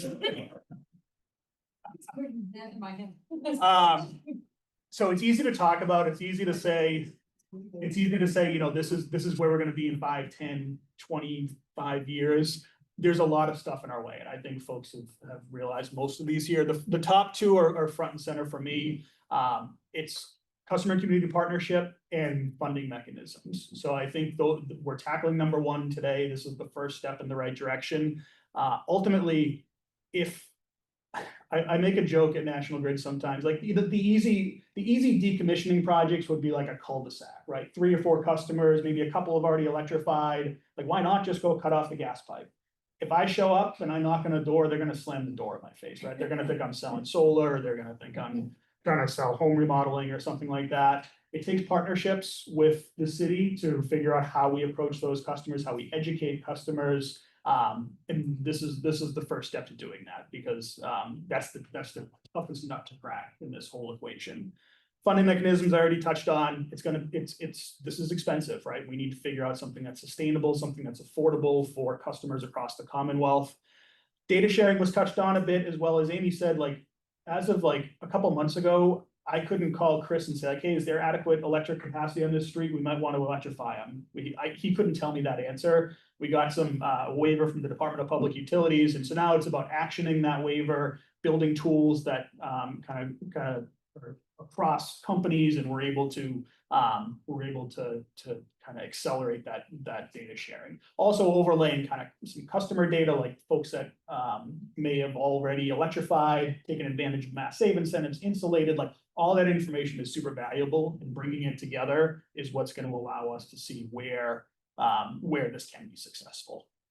Regulatory alignment, right now, and it kind of goes together with the funding mechanisms. Like right now, if National Grid wanted to go out and do one of these projects, like we would do it at risk. We wouldn't necessarily have a super clear way for getting cost recovery on it. And that's something that scares us at scale. I think if we're going to do pilot projects, or we're going to do some projects here and there, no big deal. But we need alignment with our regulators at the state level to make sure that everyone is in line with this. Coordinated cross-sector planning, that's IEP, right? That's everything we've talked about here. And then unified tools and skill sets. It's about developing the tools and the processes and procedures and people over the next 25 years to make this happen. So if we can figure that out, then I think we're in a good place. Right, and we got one quick slide before we get to the big proposal here, and I'm just gonna ask if Steve Menges is online and he can come off and just talk about one of the funding sources that is available today, and for which customers today can take advantage. You don't need to wait for us to do our system planning, is Mass Save and all the benefits that they offer, and especially around heat pump incentives. So Steve, if you're able to come off mute and just do a quick walkthrough and give people a sense of what is available out there. Sure. Thanks, Amy. And just so for folks on the phone, apologies I couldn't be there in person. My name is Steve Menges. I'm the manager of policy and data for our Massachusetts energy efficiency programs. Quickly want to run through our heat pump incentives that we have in the new 3-year plan that just got approved by the DPU in late February. While we're focusing here on heat pump incentives, we obviously do have a plethora of other offerings, weatherization, widgets, appliances that will still reduce customers' energy burden, and we do have other electrification incentives for those measures like heat pump water heaters, induction stoves, things along those lines. On the residential side, for a typical residential customer, we have kind of two options. One is a whole home displacement, and one is a partial displacement. The whole home displacement incentive does require a disconnection of your fossil fuel heating system of some sort, whether that's disconnecting from either the gas system or your oil and propane tank, or disconnecting that HVAC system from your thermostat. We do require proof of that to get the incentive for that whole home displacement. Those begin at $10K for incentives in 2025 and decline annually over the course of the approved 3-year term to $7.5K in 2027. The partial home displacements do not require that proof of disconnection. In fact, that most folks are comfortable keeping their existing heating system as backup for significantly cold weather, just in case they want to. It's kind of up to their prerogative. We offer a per ton incentive for those measures, $1,250 in 2025, declining down to $1,000 in 2027. All of those offers, though, do also include the option to apply for a heat loan, which is 0% financing for our customers based on their income. You either get a 3, 5, or 7-year term length on that loan. We also have a new kind of turnkey offering this term. This is for both standard income and moderate income customers who income qualify for that. If you're a moderate income customer and you get income qualified through that turnkey process, you will get Insulation and heat pump installation provided at no cost to you. That turnkey option is much more of a quarterbacking option where our vendors kind of lead you through the process step by step and get you all the way to that electrification at the end. We also do have some small electrification barrier incentives, excuse me, for standard income customers and a bit more robust electrification barrier incentives for moderate income customers. If you're a low income customer and you qualify for our low income discount rate, you get heat pump systems and pre-electrification barriers and any other energy efficiency measure that you want that we offer at no cost to you. We have a robust low income program that is really chugging along right now, and there's a lot of demand from our customers to install electrification measures and that no cost weatherization. C&I is a bit different. We have a pathway for smaller systems, which is less than 150 tons. Those go through our prescriptive pathway. They still may get technical assistance studies if they're unique projects. Those incentives range from $2,500 per ton to $4,500 per ton, depending on which type of a measure you install. And then we also, for projects that are greater than 150 ton capacity, push those generally through our custom projects. That's when they have a dedicated salesperson, definitely a technical assistance study to really design out that measure, the impacts that it will have to customers' costs, the ROI, and a custom incentive is developed for each one of those projects, depending on the scope, depending on what other measures you may be installing with that project. And those, again, are for the largest projects that we have. And then small businesses do receive prescriptive incentives, and we are working through some ideas to also address the small business renter landlord challenge that I think all utilities across the country face in installing their energy efficiency programs. And I think we're working through to figure out how we can get small business renters potentially higher incentives across this term. I know I really ran through that really quick. Apologies, but I did just want to highlight those Mass Save heat pump incentives. Again, there's a lot of other incentives out there that I'd be happy to talk through if people have questions. But now I think I'm turning it back to Amy. Can I just ask, what does C&I stand for? Commercial and industrial. Commercial and industrial. And when you say barriers, you said pre-electrification barriers? What is That's correct. That would mean if a home needs new wiring, if they need a new panel or service upgrade at their house, because the adding in the heat pump or an induction stove or an EV charger at the same time, they need more service into their house. So that would be something that would be covered by some of those barrier incentives. Thank you. And thanks, Stephen. Just a couple other things I did want to point out. We do have a memorandum of understanding through our what's it called, Tammy? The Customer Community Solutions Program. That Newton, National Grid, and Eversource have actually entered in together. Carolyn Weiss from Sustainability I think she's on. Group is on Yeah. here, and we had talked a little bit about that. And that's really about helping Newton and its residents and customers understand more about what these incentives and offerings are and how to make sure that you're taking advantage of what's there. So there are, today, that's one thing we already do have in place. That's really great. That can help those who want to electrify ahead of any planning to plan out and maybe and to help subsidize, or even if you're low income, to pay for the electrification of the home. I also just noted one of the things in our target electrification pilot that we really are hoping to learn more about is what it's actually going to take to upgrade various homes. There isn't a ton of publicly available information out there, a lot of it's speculation about what it's going to cost. And in standard size residential home of a certain age, where it may cost, and again, you see estimates $20,000, $30,000, $40,000 of work, a lot of which can be subsidized or funded through the program, some cannot. in older housing stock or in housing stock that may have had deferred maintenance, and so there may be things present like asbestos and mold, infestations, other just general issues with the building stock. Before you are able to go in and do all this other work, there's gonna be other remediation that's necessary that could add significant cost. And so we wanna make sure before we embark on this journey that we really understand.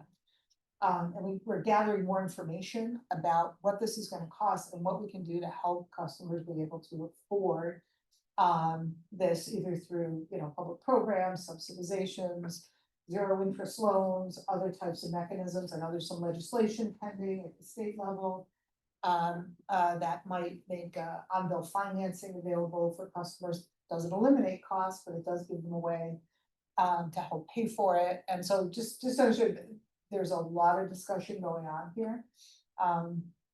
And I think over the years, as Bill said, it's not like each of those milestones, we're waiting till that year to act on things.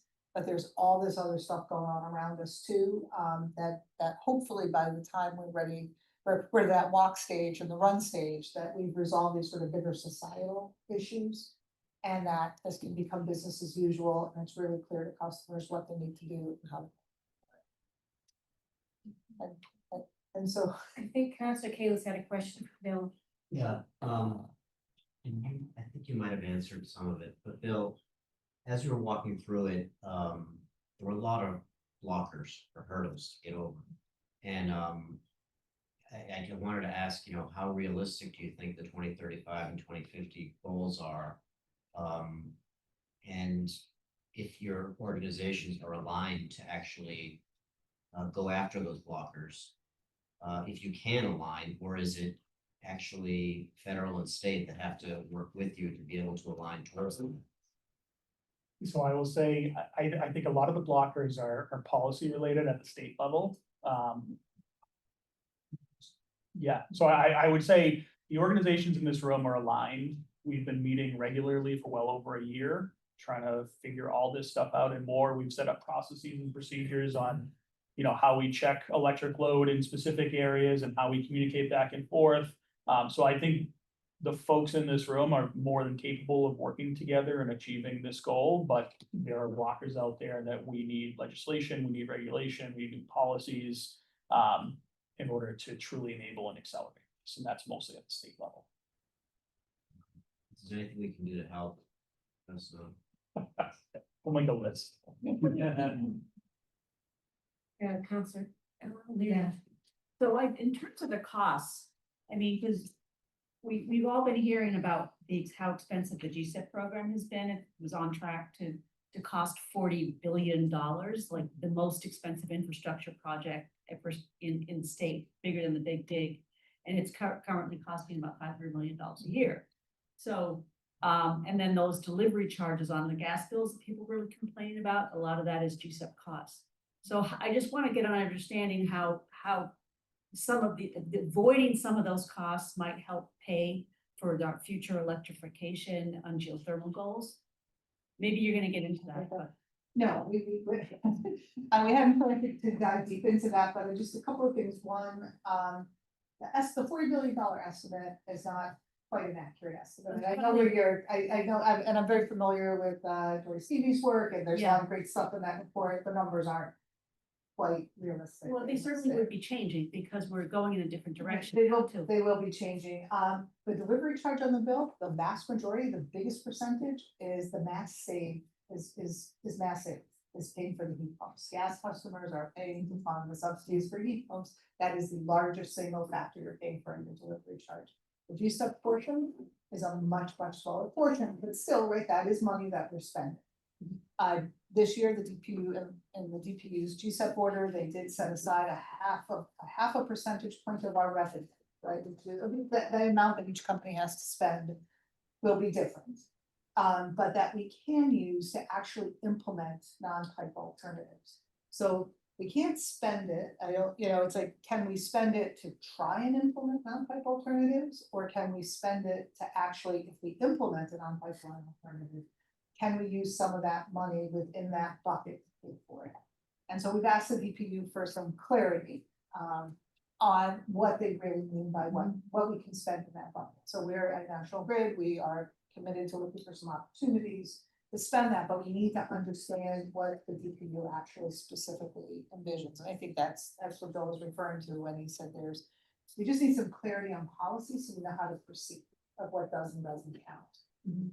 And so we're excited about that. We think it's gonna be a great opportunity, and how that actually looks like for a project. Does that mean we've got one big pile of money for one big project? Do we have smaller piles of money for lots of little projects?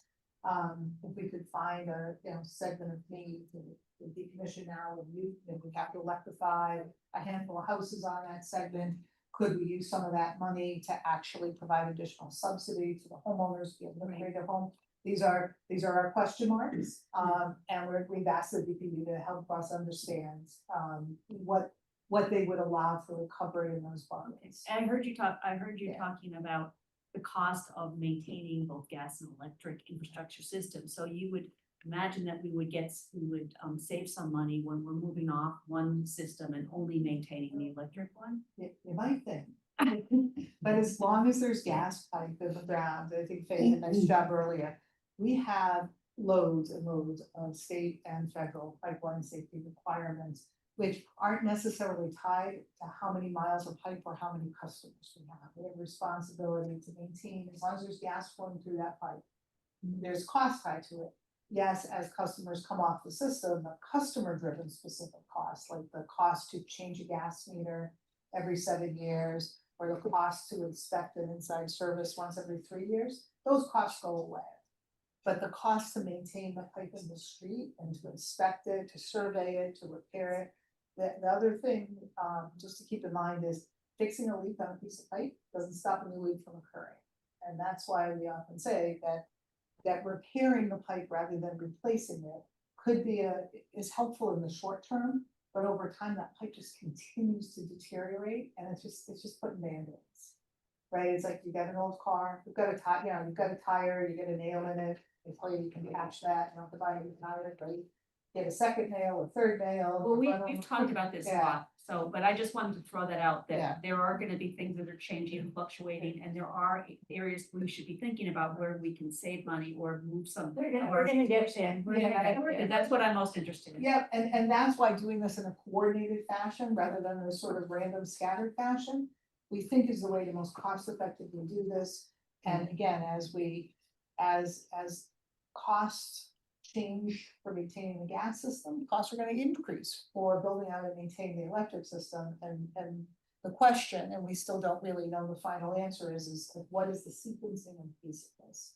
That we can do it, and that's what we're developing on a statewide basis, not just here in Newton, but if you wanna go to the last slide. Counselor Gentile has a question. Oh, of course, I'm so sorry. You wanna wait, is there only one more slide? Just one more before, and then I've got the little geothermal stuff after this, Okay, but there's one more on this topic. so do you wanna wait till there's one more slide and then I'll ask your question, Counselor Gentile? Or Well, go this ahead. was on which is up on the screen, is the mass heat pump incentives. I have several questions. I just wanted to ask one tonight. I'm hoping that Steve Menges is still on the call. Can I Yep, still ask here. that one now? Steve, you mentioned the whole home displacement program, which this year is $10,000 rebate possibly, which is gonna be going down starting next year. The one thing that's confusing, and I've heard this from another constituent of mine, including myself, is it's always been that you need to show proof that your current system, whether it be oil heat or gas heat, you have always had to show that the system has been disconnected. But you haven't had to actually go in and physically remove everything, because I think the program recognizes that can be pretty expensive. Is that still the case, or are you saying that you have to do something in addition to what you've had to do in the past? No, you're correct. There's multiple options for what we deem disconnection. One of them is just disconnecting it from your thermostat, so you don't actually need to remove the equipment from your home. Okay. That counts as a disconnection. You can disconnect it from your fuel source. If you truly do want to remove it from your home, you can. It's just the incentive does not cover that part. But there are, I believe, 3 different ways you can prove disconnection, and those are without physically removing that system from the home. All right, thank you. And I'm hoping that maybe our clerk has your contact information, because I don't want to hold people up tonight, but I had a couple of smaller questions at some point. Okay, yeah, I can provide that. Thank you. Thank you. Is Karen one of yours? Karen, or no? We're gonna save questions from others than the committee until later. Karen, thank you. So go ahead. All right. So here's our proposal.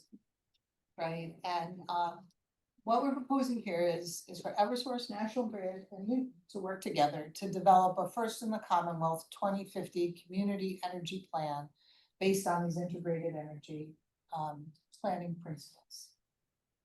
So simply put, we'd like to be able to create a process by which we'll be able to sequence the work we need to do on our gas system with the build out of the electric system and engage with everybody here in the community to help us work with your residents, with your businesses and others to actually be able to, build excitement, enthusiasm for the program. You know your residents and your citizens better than we do, and where we can start based on what's feasible, what types of incentives that people are going to be looking for. How we leverage all the existing work we already have and bring things together. We see this proposal as something that's going to be additive to what's already going on in the city today, and hoping that, it's not the intention here that this works against anything, or, we see it as supplemental or additive, and bringing together a lot of different elements with the goal of building out this plan that says, I think I stated, but simply, is it working from the outside of Newton in to see where we can encourage electrification of customers and to go from there on that plan. And so really, right, the first part of it is we need to come up with a vision. What do we think this is going to look like? What does this need to include? This is all of our collective plans, but to the benefit of the city of Newton. Eversource and National Grid are, committed to providing the technical capabilities that are necessary for gas system planning, electric system planning on an integrated and sequence basis to make this work. While we'll all participate, right, we really love it if Newton could help us with the development of communication and outreach strategies based on your goals for the city, what you want to do, and also just based on your knowledge of your residents and your businesses as well. Also going to need to play a role here.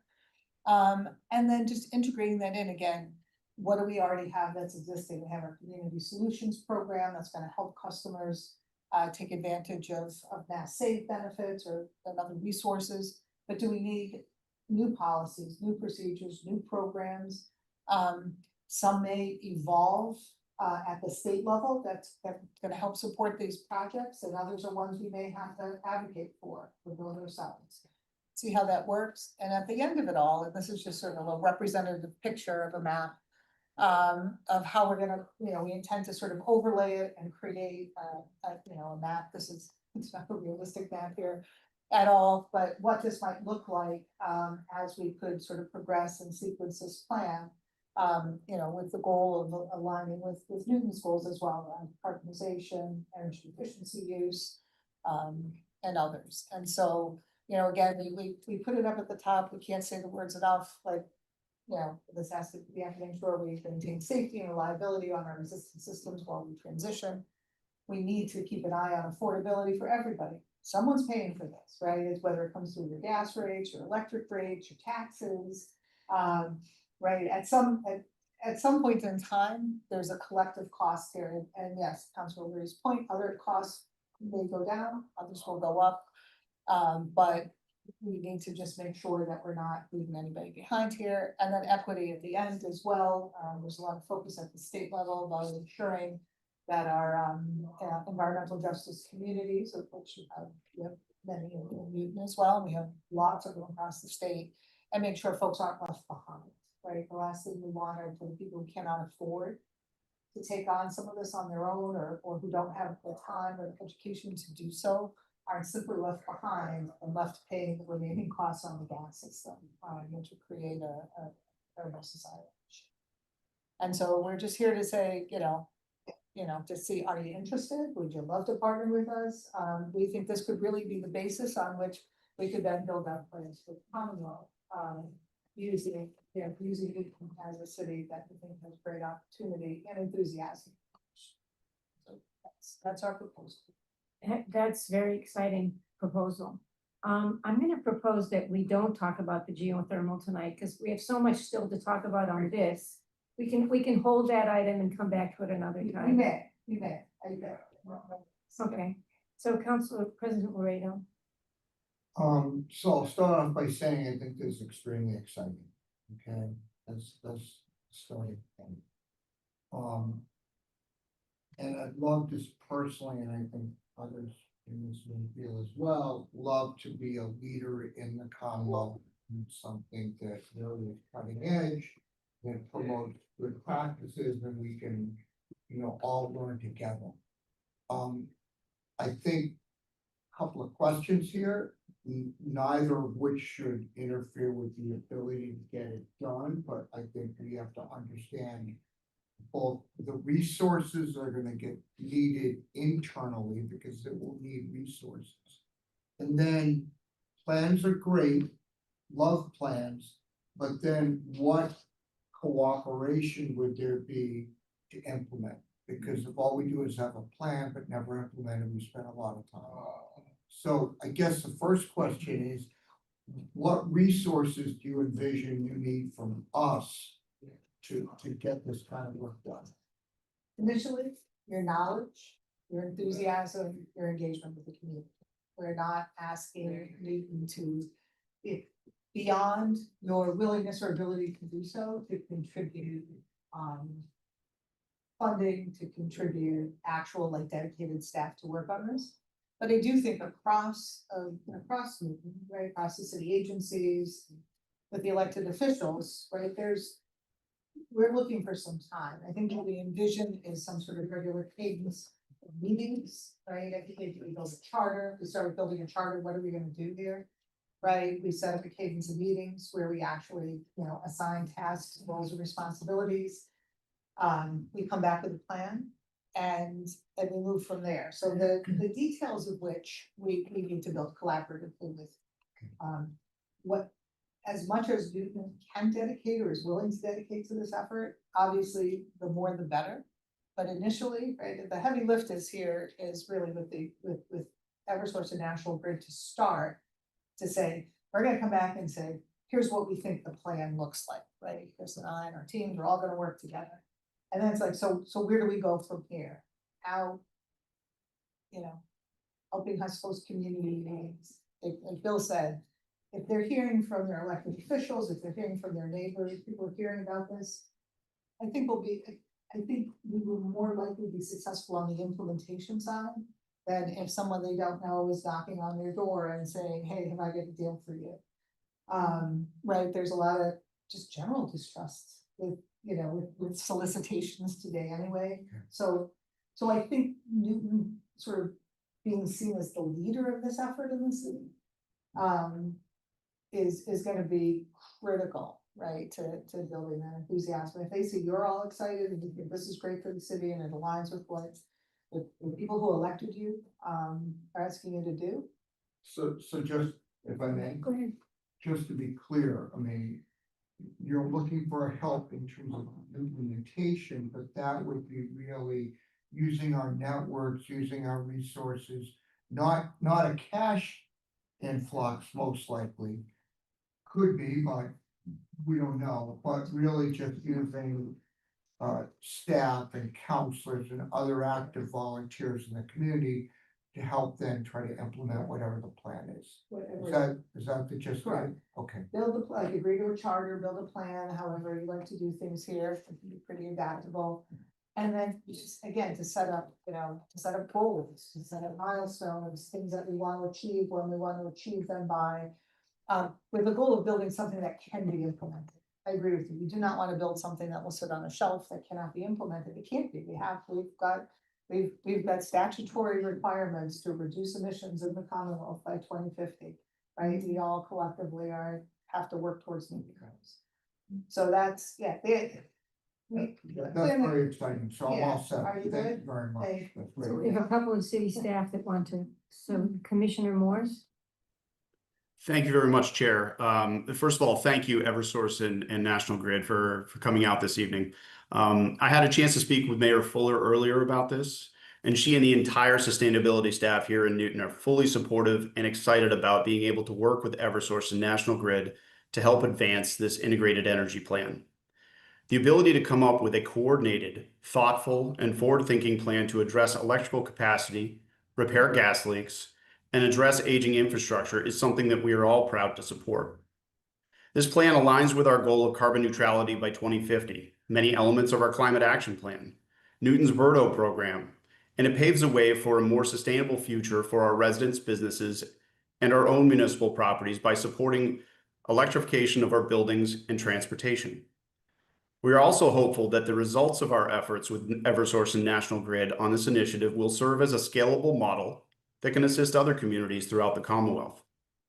As someone who loves a great infrastructure plan, I am very happy to hear that Eversource and National Grid are now sharing information and coordinating their capital planning efforts. While this initiative will allow us to plan for the future, it also allows us to improve the present. I'm reminded of the many occasions where DPW has been before this committee speaking on a paving project.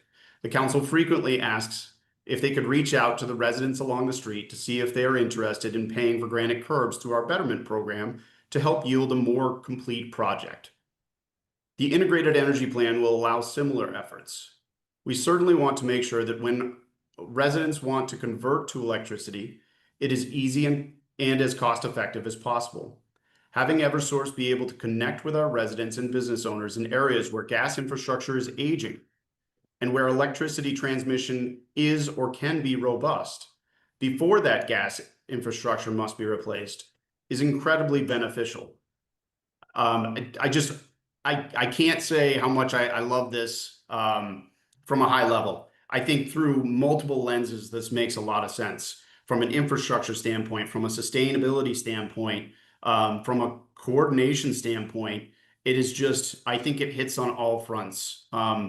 It's a long-term plan. This isn't something that's going to happen overnight, but it's really exciting to be able to be, quite frankly, at this meeting. I have a funny feeling that we will all look back many years from now, and I believe this will be our first public meeting where we can look back and say, Newton was the tip of the spear on this one. The plans that were implemented and carefully thought out here in Newton and then scaled up ultimately led to the successful electrification of the state of Massachusetts. And that may seem like hyperbole, but I don't believe it is. I think, quite frankly, when you have two infrastructure systems, two utilities that are tied together, their futures are tied together, that are going in opposite directions, with electricity on the rise and natural gas on the decline, the fact that we are coordinating and planning for the future for one to take the lead and the other to become history is something that I'm proud to be a part of. Thank you. Thank you, Commissioner Morris. And Ann Berwick, you also city staff. Can she unmute? Ann, you're still muted. Unmute. Am I unmuted now? Yep. Yes, you can hear me? I guess I'm going to make very quick comments. I can sum them up by saying I love this. It makes absolutely no sense not to have integrated planning between gas and electricity. And I guess, maybe this stems from a sort of regional problem, right? Which is that the ISO is in charge only of electricity. But anyway, at a municipal level, at a state level, this just makes all kinds of sense. I also want to say, of course, you all know, our sustainability staff is small, but mighty. And, we're very, very excited to take this on. it clearly has to be a priority for us. It's extremely important. And then I have one question, which is, are we going to see in the Eversource areas a particular electric rate for all electric homes that's kind of analogous to the low income rate? Is that underway? Is that being developed? Earlier this year, there was a seasonal heat pump rate that was proposed to the regulator. It's under review as we speak. So I'm not sure what they will approve in the end, but we have proposed a heat pump rate that'll hopefully align with what you're asking. Okay, thanks. All set? So we have a lot of members here from the newly renamed. Is it official yet? Yes, because we just met Monday night, so it's food. Well, Yeah, so. Notice it. And I've been asked by many of them if they can ask a question or make a comment, so I think the answer is yes, if it's okay with the committee. So who would like to speak? Why don't we start with Peter, if you don't mind, with the Please, agenda. Yeah, can I sit at the table or? Yeah, well, All right, you can stay there. All right, I'll stay right here.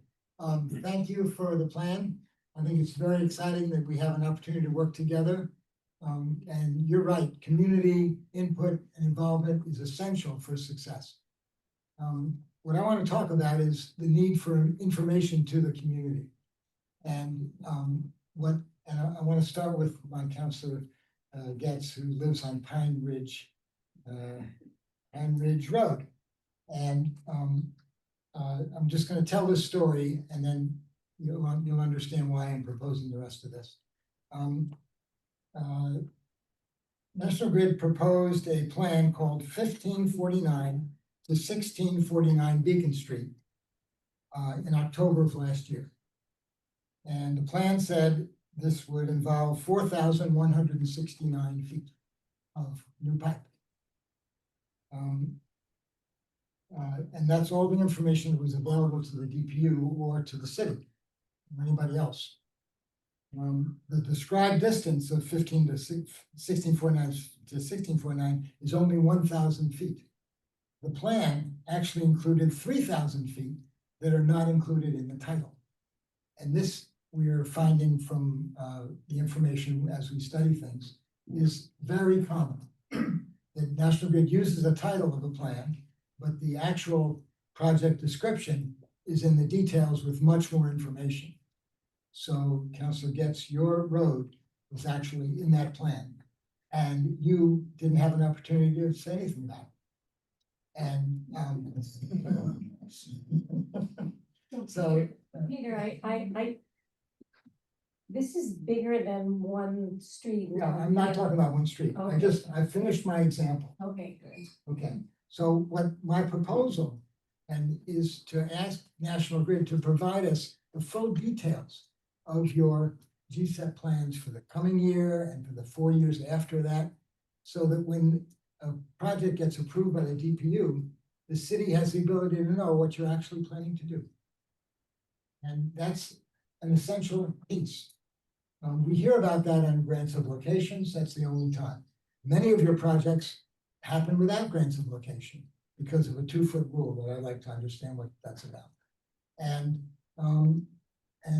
so I think in order to involve the neighborhood, in order to have people to engage with the issues and give Councilor Getz a chance to talk to her neighbors to electrify the street rather than replace the pipe, we need to know long in advance as possible.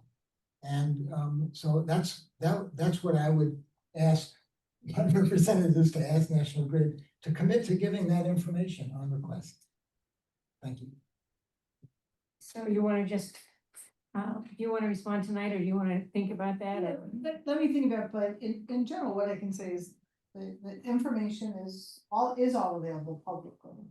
The name of the job, it's a naming convention. We can't, if we put in the title, right, it's a matter of what fits in the column with on an Excel spreadsheet, but we have the full details. I believe when we file to get the permits to replace with DPW, all the information about what streets are included in the project are there. but I understand the need to want to see things more ahead of time. When we build out this plan here, that's actually going to be how you can see things much far further in advance and see things actually planned on a map that's showing the electric system investment need, the gas system investment need in a way that's coordinated and integrated. So I think through this process, we will naturally evolve into a way to provide better information further in advance. Happy to send you the details and from the plan that was just approved for our work for this year in 2025 for Newton. I say it with a caveat, and this is part of our challenge in the way we work today, but won't be the way we work tomorrow, is you'll see more plans and more streets on the list than we probably will actually do.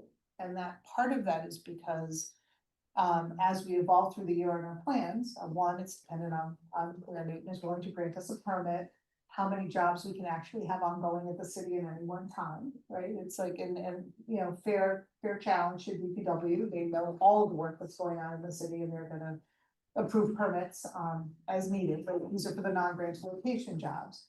And then there may be some things we have to do reactively, either because we get a main break and we have to get out there and replace that immediately, or Newton changes its paving plan and they thought we were gonna try and replace a main prior to paving one street, and now that street the paving's been pushed off, and another street's been pulled forward for whatever reason, right? Same with public works projects. Sometimes plans change throughout the year. So we can give you the plan as we propose it every year to the DPU and provide that. Probably the best channel for the specific information is when we actually go to file the permits with DPW, is that package that we provide should have all the complete information on all the streets that are included and what we're looking for approval from DPW. Can I follow up with list on that? So Peter, I think this is a specific issue that has to do with, you know,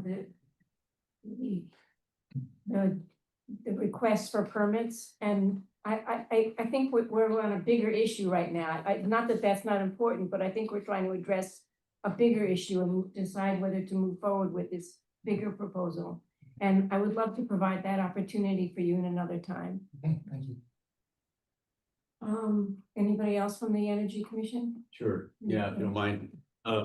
Amy, my name's John Sloat. I live on the perhaps now infamous Garland Road, which has been a subject of a lot of conversation. And first of all, I'm very excited about what you're proposing as well. I think this is really a step in the right direction. We look forward to being a participant in some form or fashion. But more importantly, it's very easy for us to agree that these end of run pipes are the logical place to start with NPA pilots and things like that. Everybody can agree to that. It makes a ton of sense. And as we talk about sort of trimming the tree and sort of coming back into the middle, what are your present thoughts about the criteria or approach that you see likely? We don't have a plan yet, I understand, but how we might approach making that very important jump from that 5% of the outlying pipes, which is all it is in the city, to the great bulk of pipes that are going to be needed to be addressed. How do you think about that at this point? As we trim the system, that demand is reduced, and the importance of some of those pipes in the middle may change with that change in demand. So that's why when we see that maybe one area for reliability would need 3 trunk lines, I'm just kidding. But maybe reliability can be maintained with the reduction of demand with just 2 trunk lines. So that's what we see evolving as we shrink from the outside in, because the demand, it's not only the pipe that's to be cushioned, but it's the demand that's going to be reduced. So that's where the dynamics on the hydraulic analysis will change as we see the system change. And just to tie that real quickly, so I would imagine this process would allow you to do some proactive simulations so that you could project streets that maybe we haven't even thought of that might be good candidates because they meet the hydraulic requirements and so on, right? Get proposed, probably on gas system, but we integrating that together. Of course, yeah, right, it would make sense that we'd have to know the electrical capacity issues at the same time, yeah. Okay, that's what I wanted to hear, great, thanks. I think we have another question from Mr. Broden. Good evening, my name is Stephen Grody. I'm a appointed member of what was the Newton Citizens Commission on Energy, which is now the Energy Commission, and thank you all for that. My question goes to the point that you made about you, both as utilities and institutions, now sharing information and being able to communicate with one another in a concrete, specific way. My question is that information that you are now allowed to share information about your infrastructure only, and does it include the energy bills on specific addresses so that there are now the opportunity for you to see energy demand on a per address view that might inform this tree trimming approach? So I think we need to take a look. There were fields that were approved and some that were not approved. In terms of specific billing, I believe billing is part of the denied list of fields. But it's something that, right, we're aware of, we asked for it, but it's something that, like, as we move forward, we're gonna figure out what the best ways around this are. So just to clarify, current state of play is the information that each of you have together access to does not include the energy consumption of the individual properties along a given line, whether that be a gas line or an electric line. So energy consumption bills are different things. So I think what consumption is included in the data sharing. But not bills, but I would tell you, without the waiver though, if, and again, this is what we can do on a limited basis. If customers sign a waiver for their data to be shared, to do some sort of analysis, we can do that. But we cannot share billing data, we can share consumption data. Consumption on a per address or per service drop, or consumption in an aggregate? By meter, can you share the by meter consumption data? Probably follow up with some of the details if that's something. And again, we're all signing non-disclosure agreements with each other. We can't share the data publicly. We can share it. We can share with each other for the purpose of analysis. If you have metered consumption data that you can share, which is separate from the billing data. Yeah. Then you have an assessment of the energy use by meter per establishment. Will you also have the associated meters associated with a particular building? Because there are often multiple meters per building. So the granularity, I think, would be available. Yes. We'd have to take a look at We could provide something that's a list of what fields we can share and what we can't. There's a pretty extensive list. Yeah. It's far less than what we asked to share. So we had hoped to be able to share some data that would help us get better insight into customer use, and, you know, sort of that would help inform, you know, sort of like which customers were more likely to want to convert and which weren't. A lot of that was denied by DPU, but the critical data we need to share to do planning, so that Eversource can know if on this segment of Maine, right, the annual consumption is this, the peak use is at this point, like, and again, to the extent I can isolate it in my system and provide that information, it allows Eversource to more precisely understand and plan when they're going to need to do upgrades, right? One thing that Chris said that always really sticks with me is right now, our electric systems are summer peaking, it's air conditioning load. But as customers convert their heat to electricity, there's capacity now because the electric systems were built out for summer load. But every year they're gonna need to analyze how much of that capacity is now being eaten up by other customers who convert. So it's like every year we have to like iterate and evaluate. And again, we're estimating, right? We're trying to say if a customer used 1,000 therms of gas in a year on average, and their peak use on any given day was, I don't know. 1,000. Right, right. You know, the peak use was here, right? It's an average estimate for customers. And the other thing to kind of clarify, right? We're not necessarily going to use gas consumption to estimate what that new electric demand is going to be. We're looking at figuring out what are the best ways of estimating that. So can you share SCADA data between the two systems? I don't think that was included in the waiver. No. So you won't have any then real-time information about, about the state of the two systems as they operate simultaneously. And at a customer level, again, if it's sort of on a limited basis. You know, if customers are interested in being part of some sort of grander analysis scheme and they are willing to sign waivers that said, I'm okay with you sharing all my data that you have on me with Eversource, then we can do that, but not as part of this sort of large scale planning process. So it's, again, we're grateful that the DPU did approve what they did approve. And we're, as I think Bill mentioned, we're trying to figure out now, like, what does that look like, given what we have, given the tools and equipment we have, the tools and analysis ability we have today, and what we're building for the future to try and be able to sort of maximize the use of that data. We have another question over here. Yeah, my name is Jonathan Cantor. I'm also on the Energy Commission. My question is a little bit mundane maybe, but will batteries and bidirectional charging affect your demand curve in, you know, particularly in the winter when as electricity usage increases? I mean, so it's gonna be something that's gonna be monitored over time, right? We don't know what future program offerings are gonna be in terms of vehicle to grid type applications. As they get developed more and more over time, we have different teams that look at how the grid is gonna modernize over time.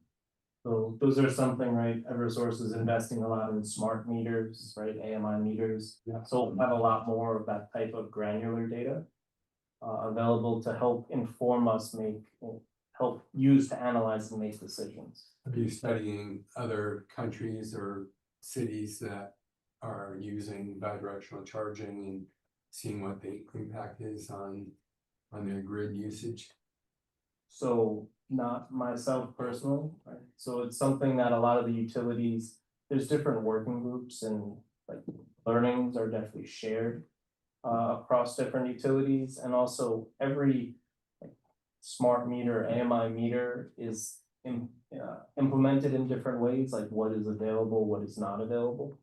So everything is unique to a certain point, but we'll figure out how to best optimize and operate our system in the future.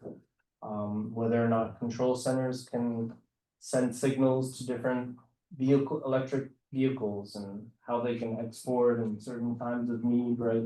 That's something that we're going to learn and kind of develop those checks and balances and applications over time. So I see the electric system, like if you look back 20 years and I look what it is today, it's gonna be that same type of jump in the coming years with all the technology that we have, right? The data centers, electric vehicles, batteries, so there'll be a big jump as we use more technology to be smart. Great, thank you. And your proposal here is excellent. Thanks. Could I ask a couple of questions?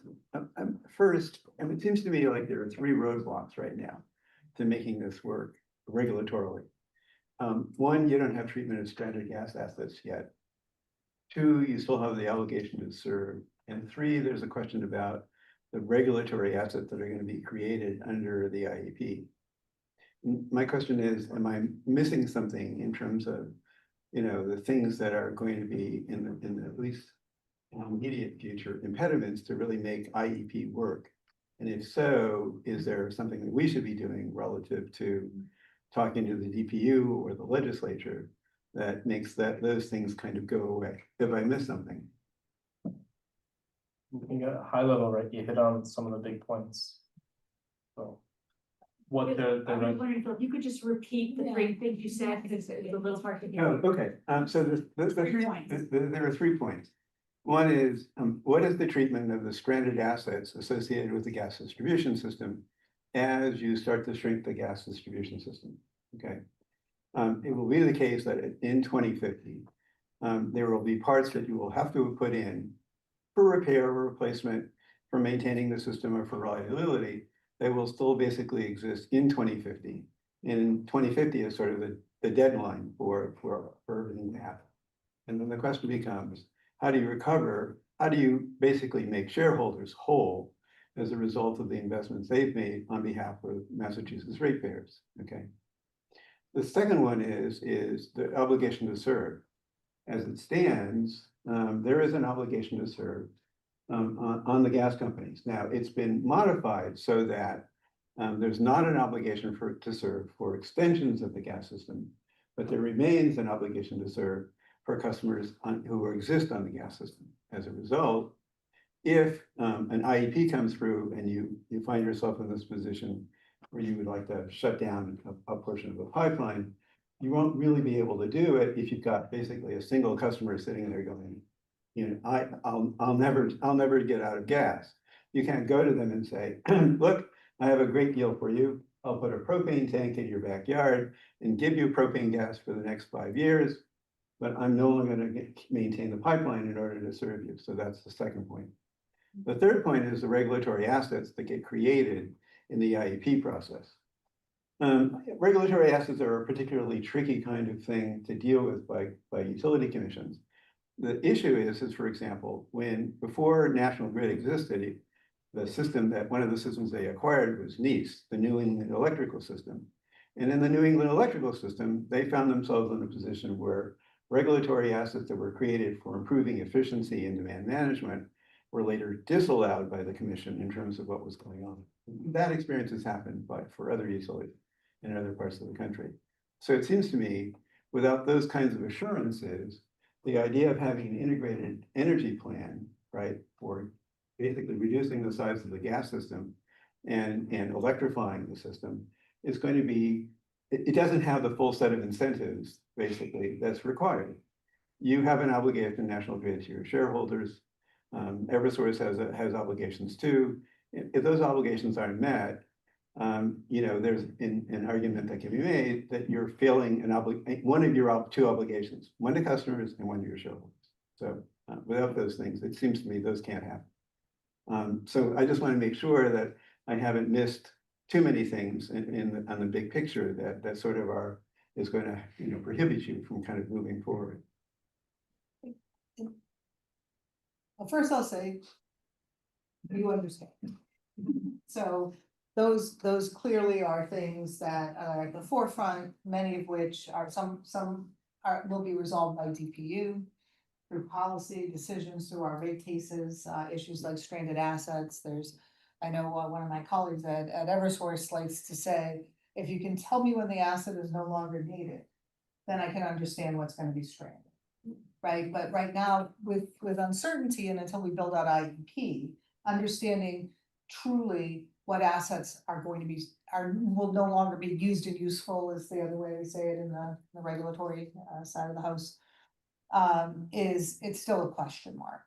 But what is to be done when an asset is no longer needed and it has not been fully paid for is a big issue that the DPU will be addressing either through bigger dockets like our climate compliance plan filings and others, but also probably the likelihood is it'll be much more specifically addressed in our rate cases when we go in and we ask for funding.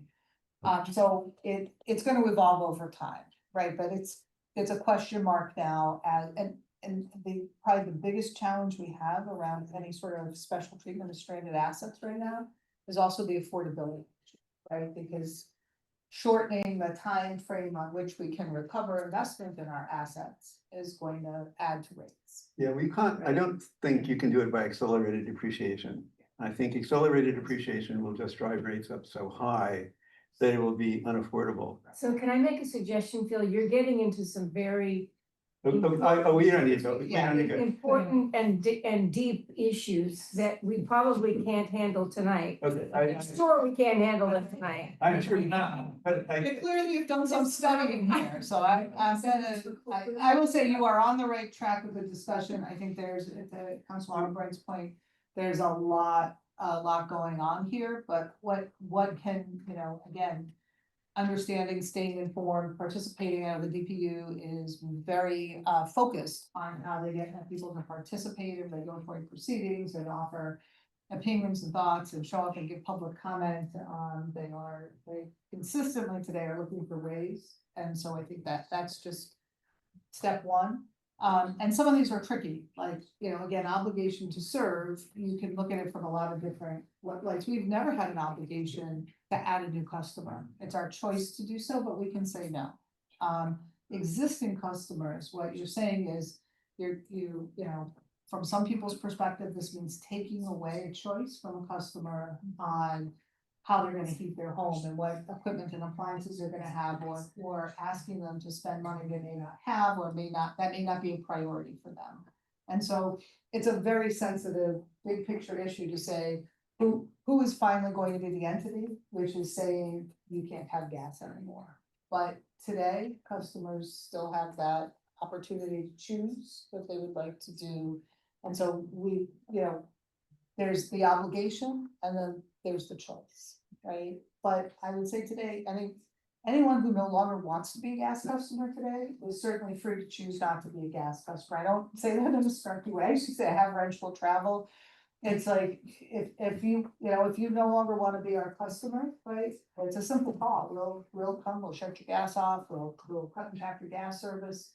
You don't need to wait around for energy transition, but I also understand for a lot of people that that's not an easy decision, it's not an expensive decision.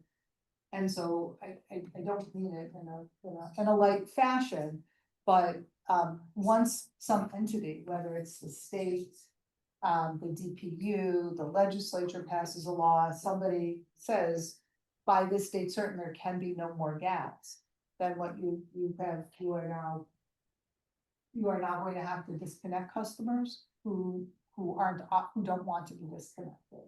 And so that has to be done, right? We have to be thoughtful about how we're thinking about this and what that's going to impose on, for some customers, they might be fine with it. Other customers, for whatever reason, may not be fine with it. And So can I ask you a question about, to what extent will DPU watch what we're doing? If we agree to go forward with you and we all work together, DPU, I mean, all of those issues that Phil raises, we need answers from the state level.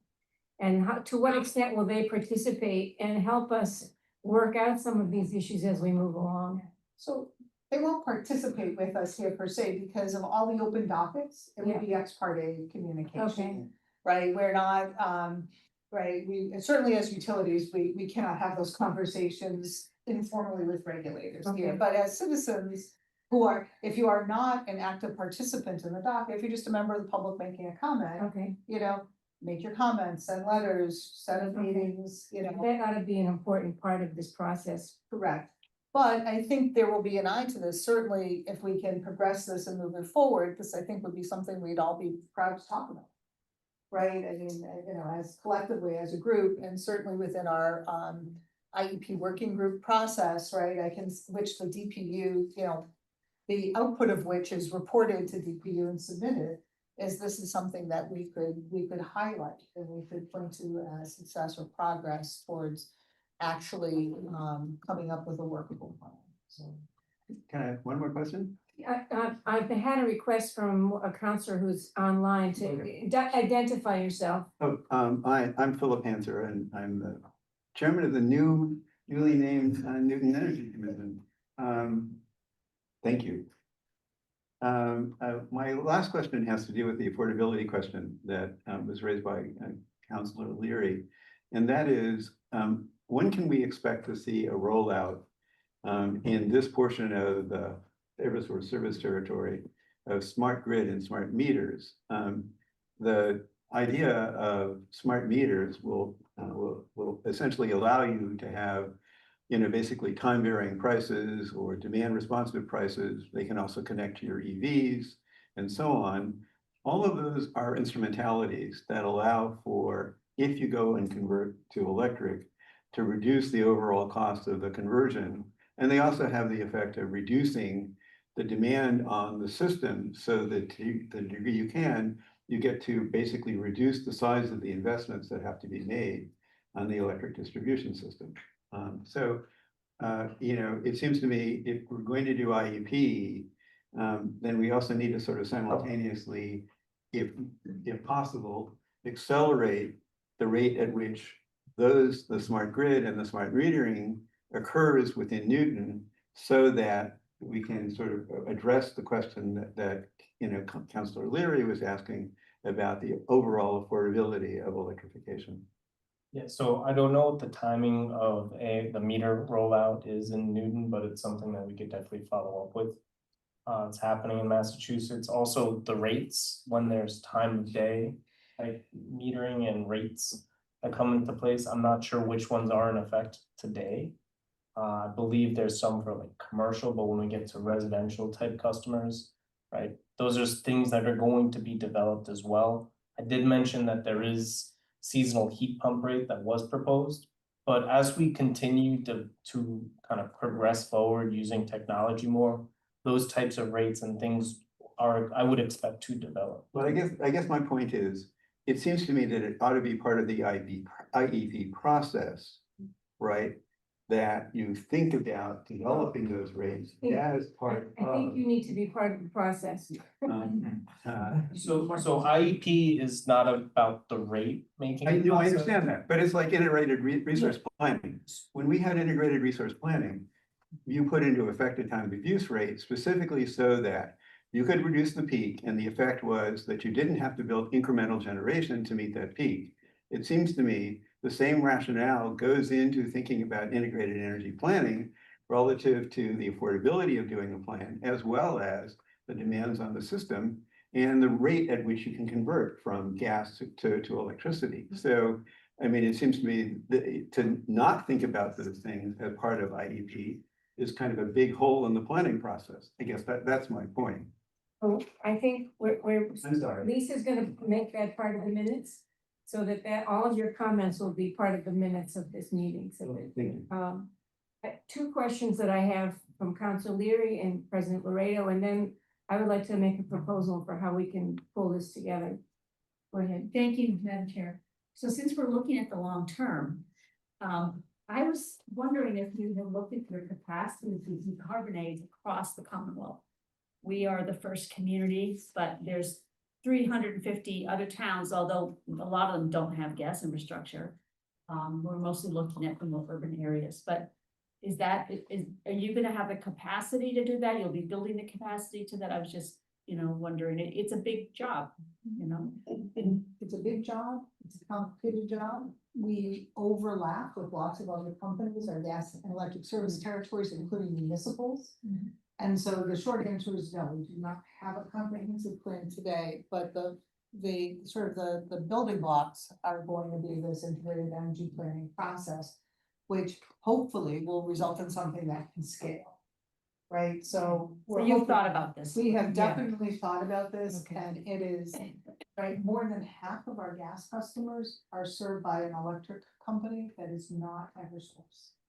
And a good chunk of them are served by over 20, we have 21 municipal electric companies like Belmont and Concord. So, right, if I want to electrify in Belmont, the city of Belmont has to build up their electric system. Right? So think about that. If you had a municipal electric system here, it wouldn't be Eversource sitting at the table, it'd be somebody from a city That department. might be an override. Yeah.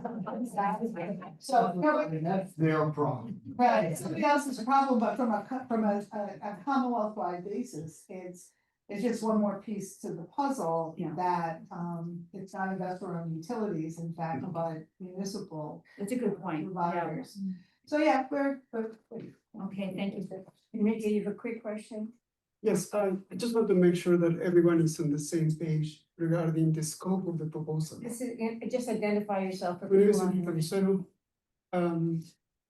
It seems to me that. And this is Enrique Rosario speaking, for those of you who are not in the room. So, seems to me that the other way to understand Chair Answer's question is whether the plan will include economics. Because sometimes it seems to me that we're talking about only the reliability part, meaning whether the system is ready to be switched from one to the other.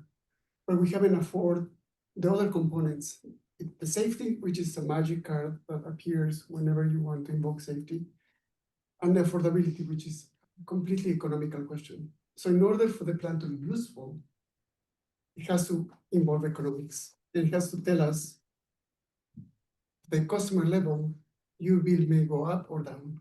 It's for you to be the right decision to switch or not. So are we going to the scope of this proposal involves economics? So it's a great question.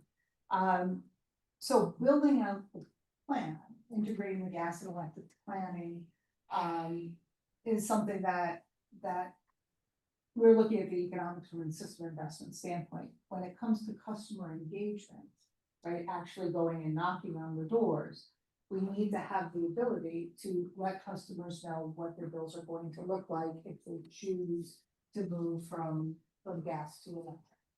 And so that's where there's some limitations on the broader data sharing waiver that the department gave us, but you as the homeowner can say, I give Eversource and National Grid permission to share my billing data and to let me to do an estimate for me of what my bill might look like if I would convert my home to full. As a general comment, there might be a tool on the MassSave website that also helps calculate as well. Yes, there also is one that you can, we can provide a link to that as well. But we can do this, we can certainly as part of the community outreach, I would think, whether we are sending customers to the MassSave website, whether it's something we can do, and again, it's just, you just have to sign a release saying you're fine with Eversource and National Grid sharing my billing data. And we can show you what that would cost. In fact, I wouldn't expect anybody would want to make a decision to convert if we didn't know the answer to that. I think that's gonna be critical, right? What's it gonna cost? That's been a very popular question as we go through our demonstration projects as well, so. It's not lost. I was going to refer to you, Chair Albright, if you have a proposal that will kind of wrap this up and allow us to move forward. Yes. I think I'm hearing from the administration, from this committee, that there's unanimous consensus from them. If not, how we do it. Okay, before I say that, I. Can I just ask one question? So the proposal, I was just able to read it, I'm going up there, but it basically intimates that you're willing to surge efforts or kind of, hyper work with us to achieve goals that are stretch goals. Is that right? Yes. So the one thing that I'd just clarify, right, so we've talked about funding and customer choice. So the customer choice aspect and like what the future of Newton will be like is super critical in terms of accelerating investments, right? What's going to entice somebody to electrify by 2030, by 2035? By 2040, right? So understanding what those targets are is really gonna help. Yes, that's an acceleration and we're there to partner with you. But we recognize that there are some like climate type rules in Berto. You might have to pay a penalty if you don't meet certain goals, right? When that's an option, that's impacts the potential like success of decommissioning pipe.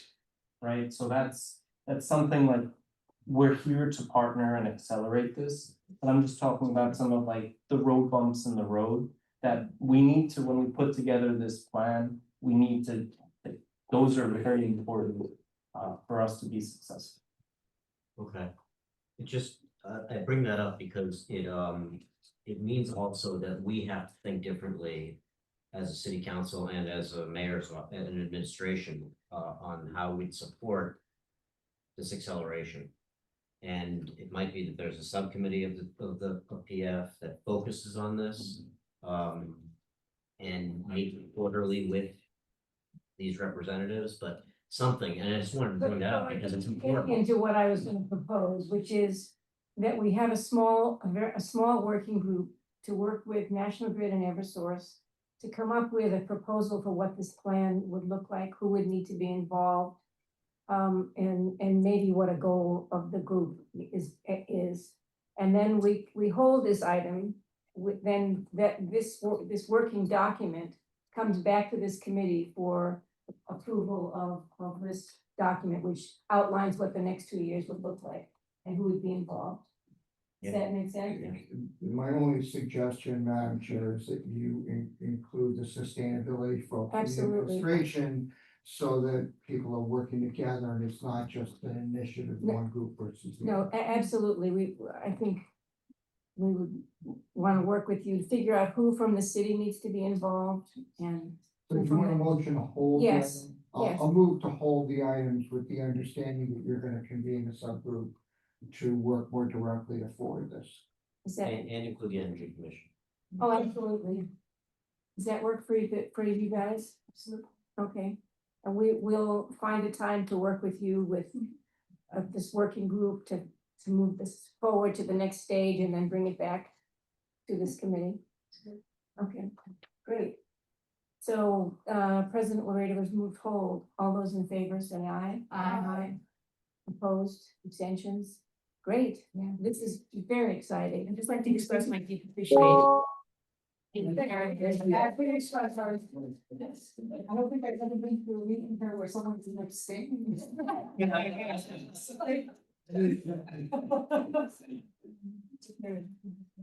Oh, guys, I have to say this. We did- yeah, we should go on hold. I as But it's- Well,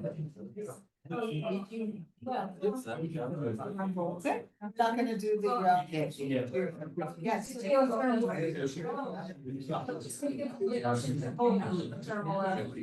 Okay, that was done. President Moreno, this is one item we have to vote on. Oh, I'm sorry. The geothermal thing, we have to move polls. Oh, generate part. No, no, no. President Laredo's moved polls. All those in favor say aye. Aye. That's okay. Yeah, now. we're done. Recording stopped.